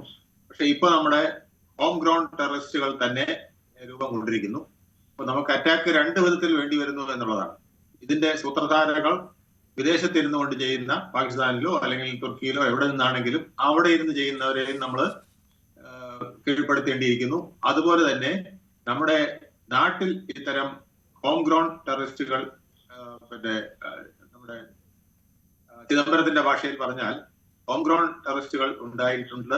അത് ഇവിടെ തന്നെ നമുക്ക് നിഷ്കാസനം ചെയ്യേണ്ട ഒരു കർമ്മവും കൂടെ വന്നിരിക്കുന്നു. വളരെ ഭാരിച്ച ജോലിയാണുള്ളത്. അതുകൊണ്ടായിരിക്കും ഒരുപക്ഷെ ഇന്ത്യ ഗവൺമെന്റ് വളരെ സൂക്ഷിച്ചു മാത്രം ഇത് ടെററിസ്റ്റ് അറ്റാക്ക് ആണെന്നൊക്കെ പറയുന്നതിന് സമയവും സാഹചര്യവും ഒക്കെ നോക്കി പറയാൻ കാത്തിരിക്കുന്നത്. മാത്രമല്ല, അന്തർദേശീയമായി അല്ലെങ്കിൽ വിദേശ രാഷ്ട്രങ്ങളെ നമ്മൾ ബോധ്യപ്പെടുത്താൻ ബാധ്യസ്ഥരുമാണ് എന്താണ് സംഭവിച്ചത്. അപ്പൊ അതിന് തെളിവുകൾ വേണം. ആ തെളിവുകളോട് കൂടി മാത്രമേ ഇന്ത്യ ഗവൺമെന്റിന് ഇത് പറയാൻ കഴിയുള്ളൂ. ഇപ്പൊ ഇവിടെ മുൻപ് പാനലിസ്റ്റ് പറഞ്ഞ പോലെ അമേരിക്ക പാകിസ്ഥാനിൽ ഒരു ബോംബാക്രമണം നടന്നു കഴിഞ്ഞാൽ ഉടൻ തന്നെ അവർക്ക് സോളിഡാരിറ്റി പ്രഖ്യാപിക്കുകയും ഇന്ത്യയുടെ കാര്യത്തിൽ അത് നമ്മൾ തെളിവുകൾ കൊടുത്താൽ പോലും കണ്ടില്ലെന്ന് നടിക്കുകയും ചെയ്യുന്ന ഒരു ജിയോ പൊളിറ്റിക്കൽ സ്ട്രക്ചർ ഇപ്പോൾ നിലവിലുണ്ട്. ഇത് തന്നെയാണ് യൂറോപ്യൻ രാഷ്ട്രങ്ങളുടെയും അവസ്ഥ. നമ്മൾ സുഹൃത്തുക്കളെന്ന് കഴിയുന്ന പലരും തന്നെ അത്തരത്തിലാണ് ചിന്തിക്കുന്നത്. അപ്പൊ അതുകൊണ്ട് നമ്മൾ ഏത് കാര്യം പറയുമ്പോഴും വളരെ സൂക്ഷിച്ച് മാത്രം പറയേണ്ട ഒരു സാഹചര്യമുണ്ട്. അതിന് അടിസ്ഥാന തെളിവുകൾ നമുക്ക് വേണം. ആ അടിസ്ഥാന തെളിവുകൾ നമ്മൾ UN പോലുള്ള ഏജൻസികളിൽ വരെ നമുക്ക് കൊണ്ടുവന്ന് വെക്കേണ്ടി വരും. അങ്ങനെ നമ്മൾ മുന്നോട്ട് വെച്ചാൽ പോലും അത് കണ്ടില്ല എന്ന് നടിക്കുന്ന ഒരു സാഹചര്യം അന്തർദേശീയ തലത്തിലുണ്ട്. നമ്മുടെ വിദേശകാര്യമന്ത്രിയൊക്കെ പ്രസ് കോൺഫറൻസ് നടത്തുമ്പോൾ നമ്മൾ കണ്ടിട്ടുണ്ടാവും. അദ്ദേഹം പറയുന്നതിനെ അവഗണിച്ചുകൊണ്ട് ഏതാണ്ട് പാകിസ്ഥാന്റെ വേർഷൻ വീണ്ടും വീണ്ടും ചില പത്രപ്രവർത്തകർ ചോദ്യ രൂപത്തിൽ ചോദിക്കുന്നതും അദ്ദേഹത്തിനെ കുഴപ്പിക്കാൻ ശ്രമിക്കുന്നതും അദ്ദേഹം അതിന് തിരിച്ചടിക്കുന്നതും ഒക്കെ നമ്മൾ കണ്ടിട്ടുണ്ട്. ഇതാണ് അന്തർദേശീയ തലത്തിൽ നടക്കുന്ന ശൈലി. പിന്നെ കോൺഗ്രസ് ഒരു കാര്യം മനസ്സിലാക്കേണ്ടത്, കോൺഗ്രസ് ഇപ്പൊ ഇന്ന് ഇത് ഭയങ്കരമായ ഒരു സെക്യൂരിറ്റി ലാപ്സ് ആണെന്ന് പറയുമ്പോൾ രണ്ട് പ്രധാനമന്ത്രിമാരെ നമ്മൾ നഷ്ടപ്പെടുത്തിയ കാര്യം മറന്നുപോകരുത്. അവർക്ക് അപ്പോഴുണ്ടായ സെക്യൂരിറ്റി ലാപ്സ് ഒന്നും കോൺഗ്രസ്സുകാർ ഓർക്കാതിരിക്കുന്നത് കഷ്ടമാണ്. അതുപോലെ ഞാൻ ജസ്റ്റ് ഒരു കണക്ക് ഇവിടെ നോക്കിയപ്പോൾ തന്നെ ഞെട്ടിക്കുന്നതാണ്. 2004 മുതൽ നടന്നിട്ടുള്ള നമ്മുടെ ടെററിസ്റ്റ് അറ്റാക്കുകൾ 2004 3 2005 3, 2005 1, 2005 3, 2006 4, 2007 5, 2008 11, 2009 2, 2010 6, 2011 1, 2012 1, 2013 7, 2014 6. ഈ വിധത്തിലാണ് നമ്മുടെ അറ്റാക്കുകളുടെ രീതി. തീർച്ചയായും എന്റെ മാധ്യമ പ്രവർത്തനം തുടങ്ങുന്ന ഒരു കാലം കൂടിയായിരുന്നു. നമ്മൾ മാസത്തിലൊന്നോ അല്ലെങ്കിൽ അത്രയും കുറഞ്ഞ ഇടവേളകളിൽ ഒരു ബ്ലാസ്റ്റിന്റെ ലൈവ് ചെയ്യാൻ നിർബന്ധിതമാകുന്ന ഒരു സാഹചര്യം കൂടി ഉണ്ടായിരുന്നു. അത്ര ഭീതിതമായ സാഹചര്യം കൂടിയാണ്. അതുകൊണ്ട് തന്നെ ആ എണ്ണത്തിൽ കുറവ് വന്നിട്ടുണ്ട് എന്ന കാര്യത്തിൽ യാതൊരു സംശയമില്ല. ഷിറോണിക്ക ബേബി, താങ്കൾക്കും ആ ബോധ്യം ഉണ്ടാകുമല്ലോ. മാത്രവുമല്ല, ഈ വിഷയം എന്ന് പറയുന്നത് പുറമേ നിന്ന് നോക്കിക്കാണുന്ന ഓരോ മനുഷ്യനെ സംബന്ധിച്ചും ഭീതി ജനിപ്പിക്കുന്നതാണ്. നമ്മളുടെ മെഡിക്കൽ കോളേജ് പോലെയൊക്കെയുള്ള ജനങ്ങൾ ആശ്രയിക്കുന്ന, സാധാരണക്കാർ ആശ്രയിക്കുന്ന, വിശ്വസിക്കുന്ന ഡോക്ടർമാരൊക്കെ അവർക്കിടയിൽ പോലും ഭീകരരുണ്ട് എന്നത് വളരെ ഭീതി വിതച്ചിട്ടുള്ള ഒരു സാഹചര്യമാണ്. ആ വിഷയങ്ങളിൽ ഒരുമിച്ച് നീങ്ങുക എന്നത് ഒരു പ്രതിപക്ഷ ധർമ്മമാണ്. അതുകൂടി മറന്നുകൊണ്ടുള്ള വിമർശനങ്ങൾ ജനങ്ങൾ ഏത് നിലയിൽ കാണുമെന്ന ഒരു കാര്യം കൂടിയുണ്ട്. നമുക്കറിയാം, നമ്മൾ ഈ തീവ്രവാദ പ്രവർത്തനത്തെയൊക്കെ നേരിടണമെങ്കിൽ അതിർത്തി കടന്ന് ഇങ്ങോട്ട് വരുന്ന ടെററിസം, നമ്മൾ അതിനാണ് ഇന്റർനാഷണൽ ടെററിസം എന്ന് പറയുന്നത്. അതിനെ നമ്മൾ നേരിടണമെങ്കിൽ അതിന് രാജ്യത്തിനകത്തുള്ള സംവിധാനങ്ങൾ ഉണ്ടാവണം, അതുപോലെ തന്നെ രാജ്യത്തിന് പുറത്തുള്ള സംവിധാനങ്ങൾ ഉണ്ടാവണം. ആദ്യം ഗവൺമെന്റ് പ്രതിപക്ഷത്തെ വിശ്വാസത്തിലെടുത്തുകൊണ്ട്, പ്രതിപക്ഷത്തെ കൂടെ നിർത്തിക്കൊണ്ട്, അല്ലാതെ ഒരു ആക്രമണം ഉണ്ടായി കഴിയുമ്പോൾ തങ്ങളുടെ വീഴ്ചകളും പാളിച്ചകളും മറച്ചു വെക്കാൻ വേണ്ടി അപ്പോഴേ കൗണ്ടർ അറ്റാക്ക് പ്രതിപക്ഷത്തിനെതിരെ നടത്തിക്കൊണ്ട് ആദ്യം തന്നെ ഇമ്മീഡിയറ്റ് ആയിട്ടുള്ള വരികയാണ് സോഷ്യൽ മീഡിയയിൽ കൂടി. കോൺഗ്രസ് ആണ് ഇത്ര ഇതിന്റെ എല്ലാ ഉത്തരവാദികൾ എന്ന രീതിയിൽ ഒരു നരേഷൻ ഉണ്ടാകും. അപ്പോൾ തന്നെ എന്താ, നമുക്ക് നമ്മുടെ വീഴ്ചകൾ യഥാർത്ഥത്തിൽ ഐഡന്റിഫൈ ചെയ്യാനായിട്ട് കഴിയുന്നില്ല. നമ്മൾ ഒരു വളരെ പോസിറ്റീവ് ആയിട്ടുള്ള ഒരു അപ്രോച്ചാണ് ഭാവിയെ മുന്നിൽ കണ്ടുകൊണ്ട് നമ്മൾ നേരിടണമെങ്കിൽ നമുക്ക് അതിന്റെ അകത്ത് നമ്മുടെ വീഴ്ചകൾ കൂടി നമ്മൾ പഠിച്ച് മുന്നോട്ട് പോകണം. പക്ഷെ നമ്മുടെ വീഴ്ചകൾ, ഞാൻ ഒറ്റ കാര്യം കൂടി തന്നെ ഇവിടെ ചൂണ്ടിക്കാണിക്കൊണ്ട് ആഗ്രഹിക്കുക. നമ്മൾ എന്തുകൊണ്ടാണ് സമയം അവസാനിക്കുന്നു. അന്തർദേശീയ രംഗത്ത് പെട്ടെന്ന് പറയുന്നത്, നമ്മൾ എന്തുകൊണ്ടാണ് അന്തർദേശീയ രംഗത്ത് നമ്മുടെ ക്രെഡിബിലിറ്റി നഷ്ടപ്പെട്ടു പോവുക? ഇപ്പോൾ കൂടുതൽ രാജ്യങ്ങൾ, ഞാനതിൽ സന്തോഷിക്കുകയല്ല, പാകിസ്ഥാന് പിന്തുണയുമായിട്ട് വരുന്നു. അതിന്റെ ഏറ്റവും വലിയ ഇര നമ്മളായി മാറുമ്പോൾ, ടെററിസത്തിന് ഏറ്റവും വലിയ ഇര നമ്മളായിട്ട് വരുമ്പോൾ നമ്മുടെ കൂടെ ആരുമില്ല. ഞാൻ ഒറ്റ ഉദാഹരണം, താലിബാൻ, ലോകം ഒറ്റപ്പെടുത്തിയ താലിബാൻ, ആ താലിബാന്റെ വിദേശകാര്യമന്ത്രിയായിട്ടുള്ള അമീർ ഖാൻ മുത്താഖി ഇന്ത്യയിൽ വരുമ്പോൾ ഇന്ത്യയുടെ വിദേശകാര്യമന്ത്രി അദ്ദേഹത്തെ കെട്ടിപ്പിടിക്കുന്നു. അഫ്ഗാൻ വിദേശകാര്യമന്ത്രി ഇവിടെ ഒന്ന് പറയുകയാണ് ആരൊക്കെയാണ് തന്റെ പത്രസമ്മേളനത്തിൽ ഇരിക്കേണ്ടത്. അപ്പോൾ ഇന്ത്യ ഗവൺമെന്റ് അതിന് കീഴടക്കി കൊടുക്കുക. ഇതെല്ലാം രാജ്യവ്യാപകമായി ഇത് അന്തർദേശീയ ചർച്ച ചെയ്യുകയാണ്. ഇന്ത്യൻ നാഷണൽ ടെററിസത്തെ നേരിടാൻ വേണ്ടി ഇന്ത്യക്ക് കഴിയുന്നില്ല എന്നത് നമ്മുടെ വിദേശ നയം പരാജയപ്പെട്ടു. ശ്രീ ശ്യാംരാജ്, നമുക്ക് സമയം തീരെയില്ല. 30 സെക്കൻഡ്. നമ്മുടെ വിദേശ നയത്തിലെ പാളിച്ചകളിലേക്ക് കൂടി കോൺഗ്രസ് വിരൽ ചൂണ്ടുന്നു. രേണുക, ഒരു പാളിച്ചയുമില്ല. അത് പ്രതിപക്ഷത്തേക്ക് ഉൾപ്പെടുത്തേണ്ട ഏത് സമയത്താണ്? ഇവിടെ ഇപ്പൊ പ്രധാനമന്ത്രി മീറ്റിംഗ് വിളിക്കുമ്പോഴത്തേക്ക് KC വേണുഗോപാലിനെ വിളിക്കണോ അതോ അജിത് ഡോവലിനെ വിളിക്കണോ?